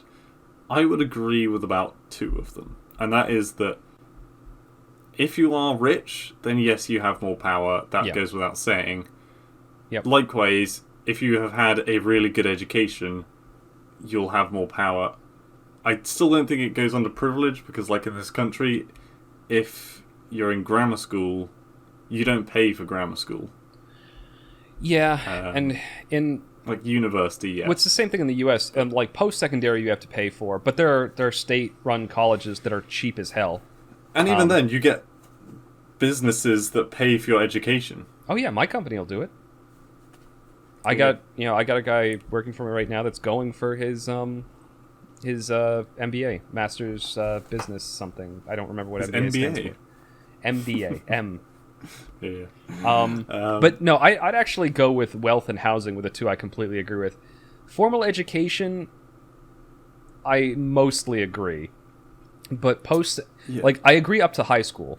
But post-secondary, I think it really depends on what that degree you get is. And how much you paid for it. Because if you pay like $100,000 for like a literary degree, you wasted your money. Like you can get if you want to get a job in some kind of English language field and you want to get a master's in it, I'd go for like a cheaper like state-run college or something like that, and then get your master's at somewhere prestigious. You know what this could be? This wheel. I was just thinking. All right, picture it for a second. This is not a wheel of power and privilege. This is a character creator dartboard. Oh my god, I love it! Oh my god, you throw 3 darts at this board, and whatever they land on, you are that person. Oh, I suddenly love it. Made up. We got to do something with that at some point. We know we've got to do this. We have to do a character creation with this. And sorry, that was a funny thing. Back to the seriousness briefly, because that flashed through my mind. Getting on to probably the most significant one that I'm going to rant about, because it is something that I know the most about probably on this wheel. The sexuality part of the board. Now, suffice to say, obviously they've put the most powerful and privileged position. Also, explain to me how the fuck privilege comes into this. You're most privileged if you're heterosexual. Yes. I am privileged by my biology. Now, if they mean to say by that that you get harassed the least, fine. But that's not what you're saying on this board. This should not be on this list. They are trying to ram it full of as many fucking woke terminologies that they can, and it doesn't make sense, and it is insulting. I think one of the having paid attention to this stuff for kind of a while, it just, what I think it is, and this is the big problem with this wheel as a general concept, is you are taking, how many did you say there were? 1, 2, 3, 4, 10? 12. 12 different, very subtle, very nuanced aspects of human nature, and trying to boil them down to a very, very simple dartboard. And trying to measure them all by the same metric when some of them are profoundly different. Like some of these, like the skin color, or to an extent the sexuality, you're born into those things. It's not something that you can move between. Wealth is a different story. Same thing with housing. You can be born poor and work your way up to being wealthy. You can be born, or you can be homeless at one point in your life, and your luck turns around, you get a good job, and now you're renting, and then you move up, and then finally you get a better job, and boom, you can buy property. Yeah, you could be overweight and then make a change in your life, do something healthy, like go and exercise more, eat properly, and become average or even slim. Yeah. But I'm not finished with sexuality yet. No, go back to sexuality. I just wanted to make that point, because you can make arguments for some of these things being things that need to be addressed. Like, it's tragic that there are people in crippling poverty. It's tragic that there's homelessness, and it'd be good to find a solution to those things to try and also, but other things on here are completely different categories. Like, am I gonna what's the gender one? How do we solve women? Like, you're trying. So for reference, for the gender one, the most powerful is cisgender men, meaning people who are born men and stay men. The middle is cisgender women, the same thing for women. And the outer ring is trans people, or trans, non-binary. intersex, non-binary. God, it's really small text. But okay, go back to the section. But just quickly, my point was that you've got a lot of complex, nuanced topics, and you're trying to measure them all by the same metric, and that's moronic. Anyway, go on, Blue. Yeah. So, sorry, the sexuality, we talked about the innermost ring being heterosexual. The middle ring, so not the most privileged and not the most marginalized, are gay men. Now, take particular note of the second word in that, gay men, specifically. So, then we go to the outermost wheel, the most marginalized, the least privileged, and the first thing in the list is being a lesbian. Yeah. Now, explain to me how a gay man, doing this purely off of sexuality, is more privileged than I'm going to say gay woman, because it's the same thing. Yeah. There is no difference. If someone is homophobic, they're going to be as homophobic to a gay man as they are to a gay woman. It makes no difference. Arguably, they're going to be more homophobic to a gay man. Because I know that, there's plenty of men out there who are heterosexual that like watching a little bit of lesbian action. Yep, and I'm sure it's the other way around as well, but I think probably if we looked up a survey, I think men probably it'd probably be a lot more common. So arguably it's the other way around. Gay men would be more likely to be discriminated against because they're gay. But hold on, I have a quick point to make here. Okay. I think that their logic behind this is because they're men, they get a little bit closer to the middle. But that's logically inconsistent. That's under gender, not sexuality. Exactly, but it's logically inconsistent with their own diagram because they already covered the gender thing under gender. Yeah. Anyway, go on.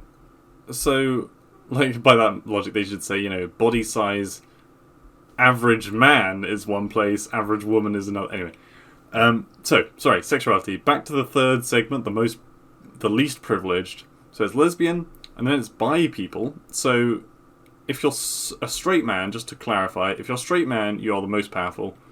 If you are a gay man, you're slightly less powerful than that. If you're a man who likes sleeping with women and also likes sleeping with men, then you're even less powerful / privileged than a gay man. Cause I don't get that. In theory, you're the most powerful because you can choose your partner at will. Yeah, I mean, if following their own rules, this would surely put you between heterosexual and gay. Yeah. Either way.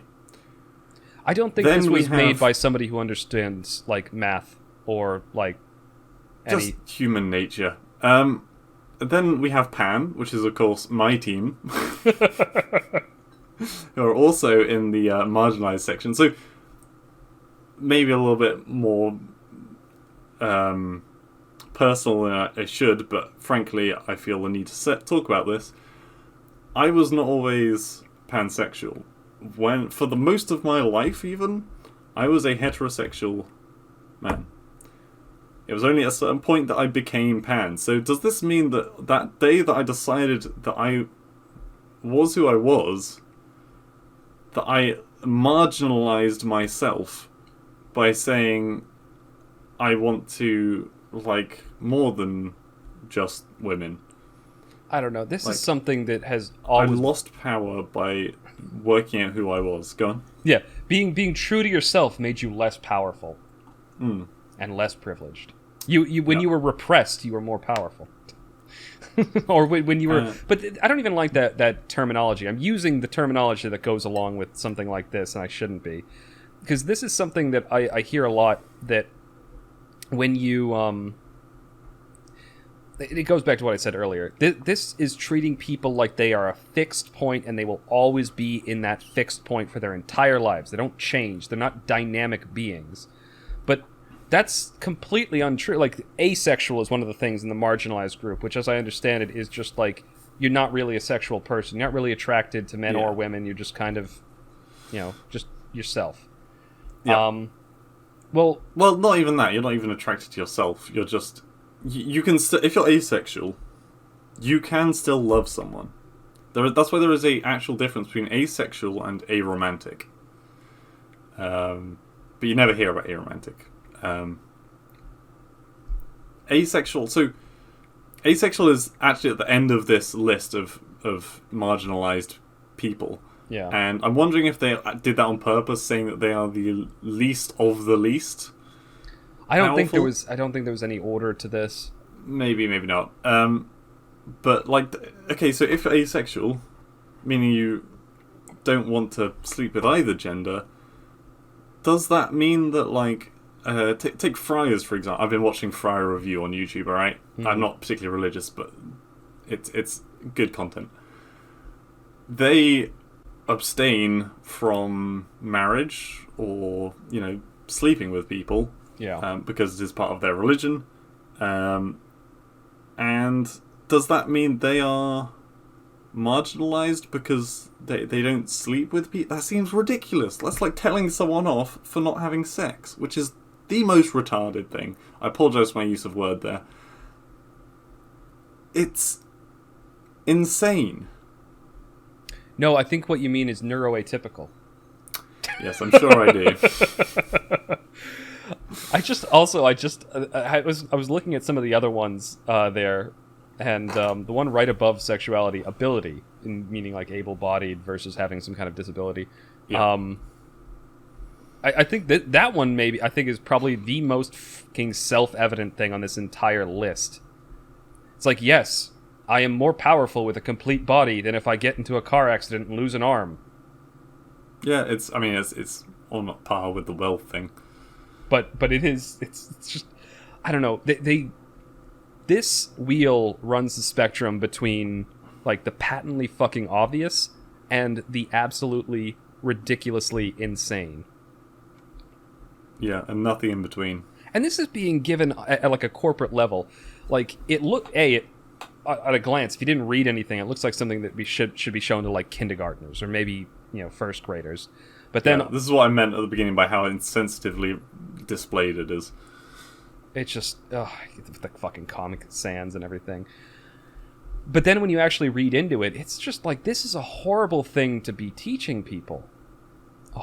It's, if they really wanted to like make people like more accepting and more aware of the different, the vast spectrum of different people that are out there, this is not the way to do it. The way to do that is that what you just did when you were describing what like pan or asexual was or aromantic, like, that's the way to do it, is to go like, hey, just know that there are people out there like this. They're not like weirdos. It's this is just them living their life. Accept them. Just be kind to them like they're another human being. This is not the way to do that. This is not at all. I really do want to do that game where we make a character just by throwing darts at this thing. You will never be able to get a message across to someone about people by using charts. If I came up to you in the street and said, look, using the tsunami example again. Yeah. Look, I was in this country. So many people died. There were things happening in the streets. It was awful. Yeah. And I told you a man to man. I said, oh fuck, I can't use the word man to man, can What you mean is cisgender person male to person. cisgender male.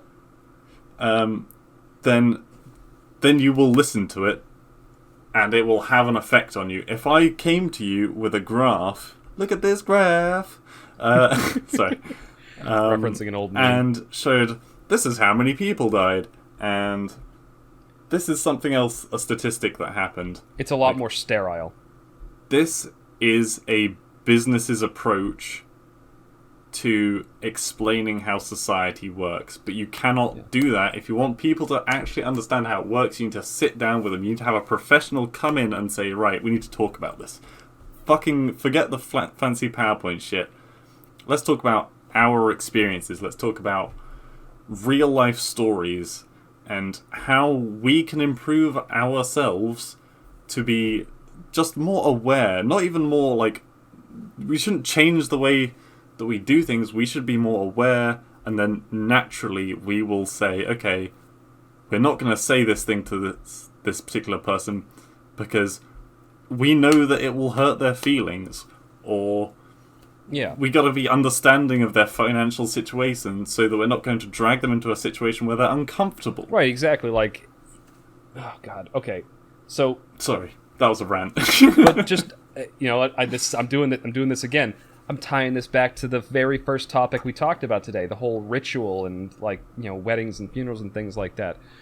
This is a very interpersonal, emotional, human-to-human interaction, like, that all of this thing represents. And they're trying to make it sterile and clinical and devoid of emotion, and you can't do that with these types of human-to-human interactions. They're taking what is this sort of, like, it's not something that you can boil down into purely scientific terms. Some of these things you can, but, like, so for instance, if I were to say, the education one, you can boil that down to, like, very like elementary education. That's a firm cutoff in the U.S. High school, it's a firm cutoff. Post-secondary, firm cutoff. But poor, middle class, rich, those are arbitrary, and it varies by region. And it varies from person to person. It varies based on, like, how many finances they have to support. Like, there's kind of there's a gray area where you transition from middle class to rich, or from poor to middle class. But you could see, like, a homeless dude in the street and go, definitely, that guy is definitely poor. Or you could see, like, a billionaire out there and it's like, that guy is definitely rich. But where the transition happens is very vague. And they're trying to boil a lot of these They're trying to categorize people. They're trying to put people in their place. Yeah. Well, and ironically, they've just... I mean, I feel a lot more confident about myself after looking at this chart. I'm apparently one of the most powerful beings on the planet. Like, I feel like I want to go and lift some weights. And we are tearing this leak apart. Yeah. It's not just this one company. This is rife across, like, all the industries, as far as I'm aware. Company, education, like, it's everywhere now. I've seen I did an interactive one online once, and it got to a set of questions where it said, okay, it showed me 4 people, like 4 photos of people. 2 of them were just, like, wearing, like, casual clothing. One was in a big lab coat with glasses on, and they were like, right, tell me which one is the doctor. I'm talking about Doctor Who. I'm talking about the job. An actual doctor, yes. Yeah, and I was like, right, okay. I clicked one of them and it was like, we tricked you. The doctor is the one in the casual clothing. And then it was like, alright, we'll show you 3 people. One of them's got a turban on his head. Tell us which one is this particular race. And it's like, what the fuck? You're wanting me to choose people based on appearances, and then either tell me I'm wrong and, like, abusive in the way that I think, or that I turban on his head. I would have guessed he was a Sikh. Well, these things. It's like saying no, because it's a traditional, like, it's a traditional, like, Sikh headdress. Like, a lot of people get confused. They think Sikhs are either Muslims or Hindus or Indian or whatever, but they're not. They're a different ethnic group. But it was just going through extreme examples. So it was like, pick the Jew from these three people, and it's like, and imagine like the fact that is something going on now. That's something that should be in fucking, like, World War II Germany. Like, pick out the race. Find the area. Yeah. It's like, what's next? Pick out the terrorist based on the way he looks? Like, so we had to. So I have a firearms license, and I had to go through training courses to get it. And one of the trainings they put us through was like conflict scenarios, and how the de-escalation training and stuff like that. And we also had to go through a training where it was a video. So they had guns that were loaded with CO2 cartridges and laser sights, so we could fire at the screen if we thought it was appropriate at the time. So they ran us through like active shooter scenarios, and one of the ones they did was we come across like a tussle going on. Okay. And there are two people. I thought you were going to go down the classic pregnant lady with a shotgun. No. Thing. It was two people fighting over a shotgun, two men.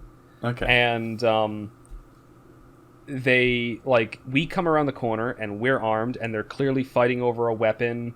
You can't really make out what they're saying, and eventually one of them like gets the weapon, the other one goes to run, and the person with the weapon points it at them.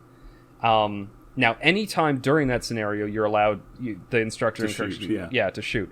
But it's a judgment training, because if at any before the person got the weapon and was pointing it at the other person, you should not legally open fire. Yeah. You could draw your weapon, but you could not legally open fire in that case, because no one is in imminent danger. But the moment the other person got the weapon and then pointed it at the person who's running away, no longer engaging in the conflict, now that person who's running away is in active danger, and you are allowed to fire on the person who was holding the weapon. But I'm kind of getting off in the weeds a little bit here, but they why did I tell that story? You were just talking about the doctor thing. It's about perception. It's about like you have to make a judgment call. And the doctor one is a stupid trick question. It's like, yeah, okay, this person who looks nothing like a doctor, doesn't have the uniform on, it's just some random person in casual clothing. How would you ever guess that? Yeah, and why would you need to guess that? Well, that's the other thing. Okay, it's more key with the whole like the Jew question, because that was one that came up. Yeah, but that's the other thing. Are they talking about religious? I'm assuming they mean ethnically, because it's like, yeah. Are you telling me that I need to train to be able to spot someone who's a Jew, or are you telling me that I don't need to because why would I need to work out if someone was Jewish or not? And I said this during the interim, but like when I was a kid, I never thought about any of this stuff. Like my friends were just my buddies. I never like, and it didn't matter to me that some of them were white and some of them weren't, and they were all they were just like they were the person themselves. They weren't. I wasn't thinking about their ethnic group or like their genetic makeup or anything like that, or what their sexual orientation was or any of that bullshit. I was just thinking of them as people. Yeah.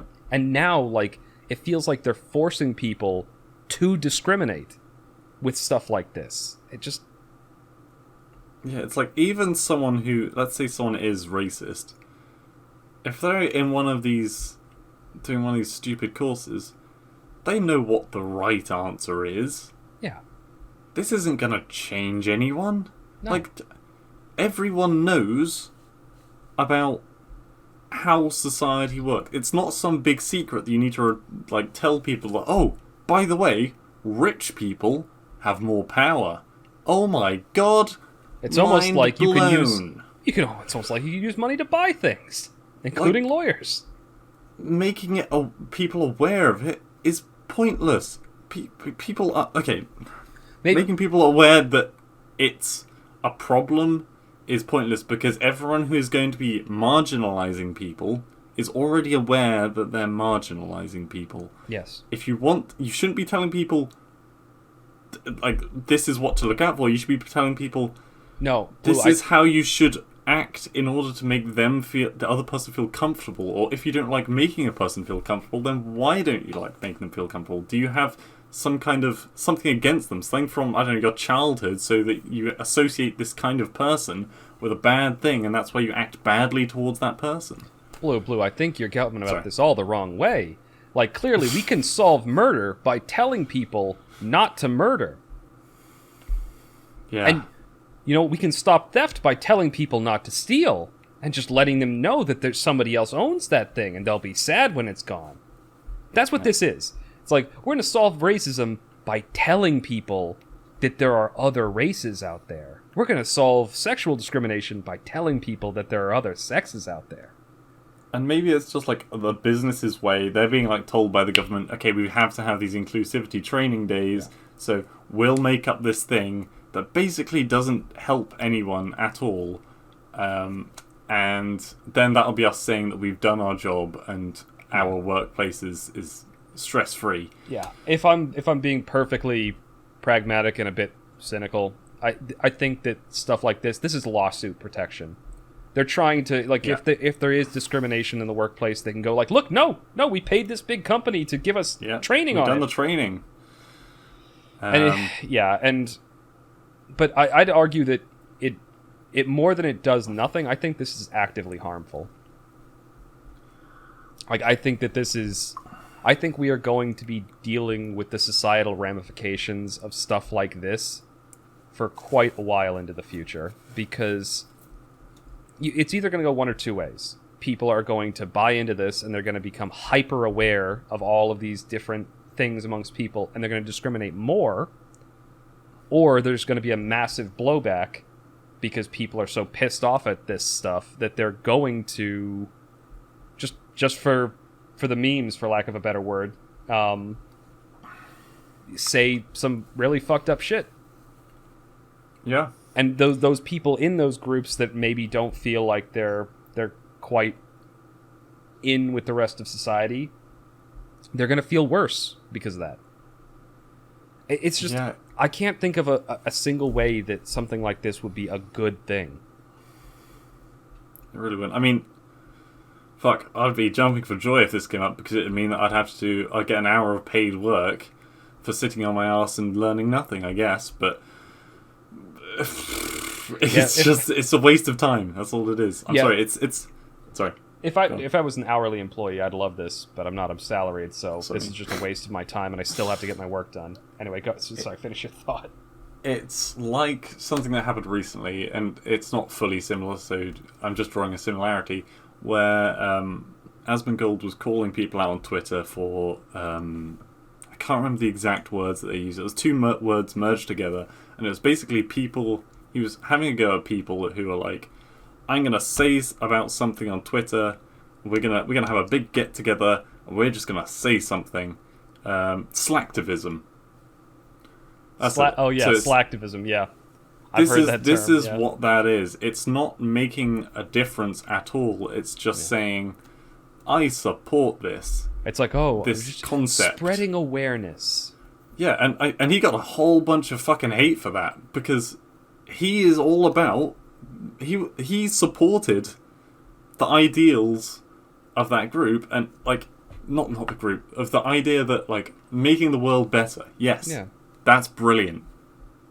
Actually do it, rather than talking about it and not making any actual effect on it. The thing is, like, this is the same thing. Right. The people who are the loudest in these causes, I think, tend to be the people who do the least for them. Like, there's plenty of charities and things that I actually really like to support. And I donate decent amounts of money to them, but I don't talk about it. Like, I don't go out and like, I just gave $500 to this charity. Look at me, how noble I am. Right. It's like, no, if you really want to do good things in the world and you're sincere about it, you go out and you do those good things. You don't whine and shout and post about it online. Yeah. And I think the same thing came about when, so when Black Lives Matter blew up, right? Yeah. We're really getting into YouTube's bad books right now. Yeah, by the way. right. This the second time it blew up, by the way, because the first time was back in 2016, and then it flopped. When there was like mass outrage on Twitter because companies were doing the whole the black square thing, where they're like, we're in support, and then a lot of people came back at them and said, okay, you say you're supporting them, how much have you donated? And I think that was wrong for people to have a go at a company for essentially just saying we're on board with the idea. Yeah. But at the same time, that is slacktivism on a company's What's like every side of doing things. Every time Pride Month rolls around, all these companies throw the rainbow flag up on their banner. Everywhere Yeah, except, put on products. Everywhere except Saudi Arabia, the rest of the Middle East, and Russia and China. They don't do it there. Because they don't like it there. So it's like, if they really cared about these causes and wanted to make a statement, if that was their point, they show support for these groups where they're already heavily supported. But the places where they're not supported and it might hurt their bottom line, they don't do shit. Yeah, because if you put a fucking gay pride flag on a product during Gay Pride Month, it's going to have more people because they're like, oh, it's supporting gay people. Yeah, I'm going to buy this because some of my money is supposedly going towards some like charity or something. No. Oh, there's a term for this. I mean, it's kind of theft, really. I mean, cultural capitalism. Right. That was the term, and it was the idea was put forth by, and I can't remember the guy's name. He has this it's an Eastern European name, and I could barely pronounce it, but he coined the term. I don't agree with most of what this guy said, but he made a very good point. It's this idea, like when you go to like a shop and you're like, oh, if I buy this coffee, it costs like $2 more than a normal coffee, but they donate equal to their profits to it's doing a bit for charity, whatever random thing. It's you're being just a consumer, but through your consumerism, you're buying yourself out of feeling guilty for being just a consumer. It makes you feel good without actually doing anything.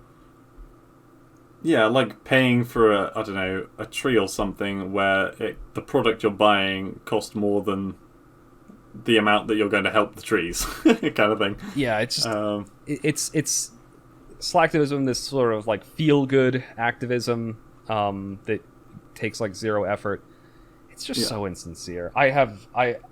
I used to be a little bit more sympathetic to it and a little bit more like, oh, I understand that, but now, no, I'm old and jaded and in my early 30s. I'm like, no, I'm sorry. This is fucking idiot.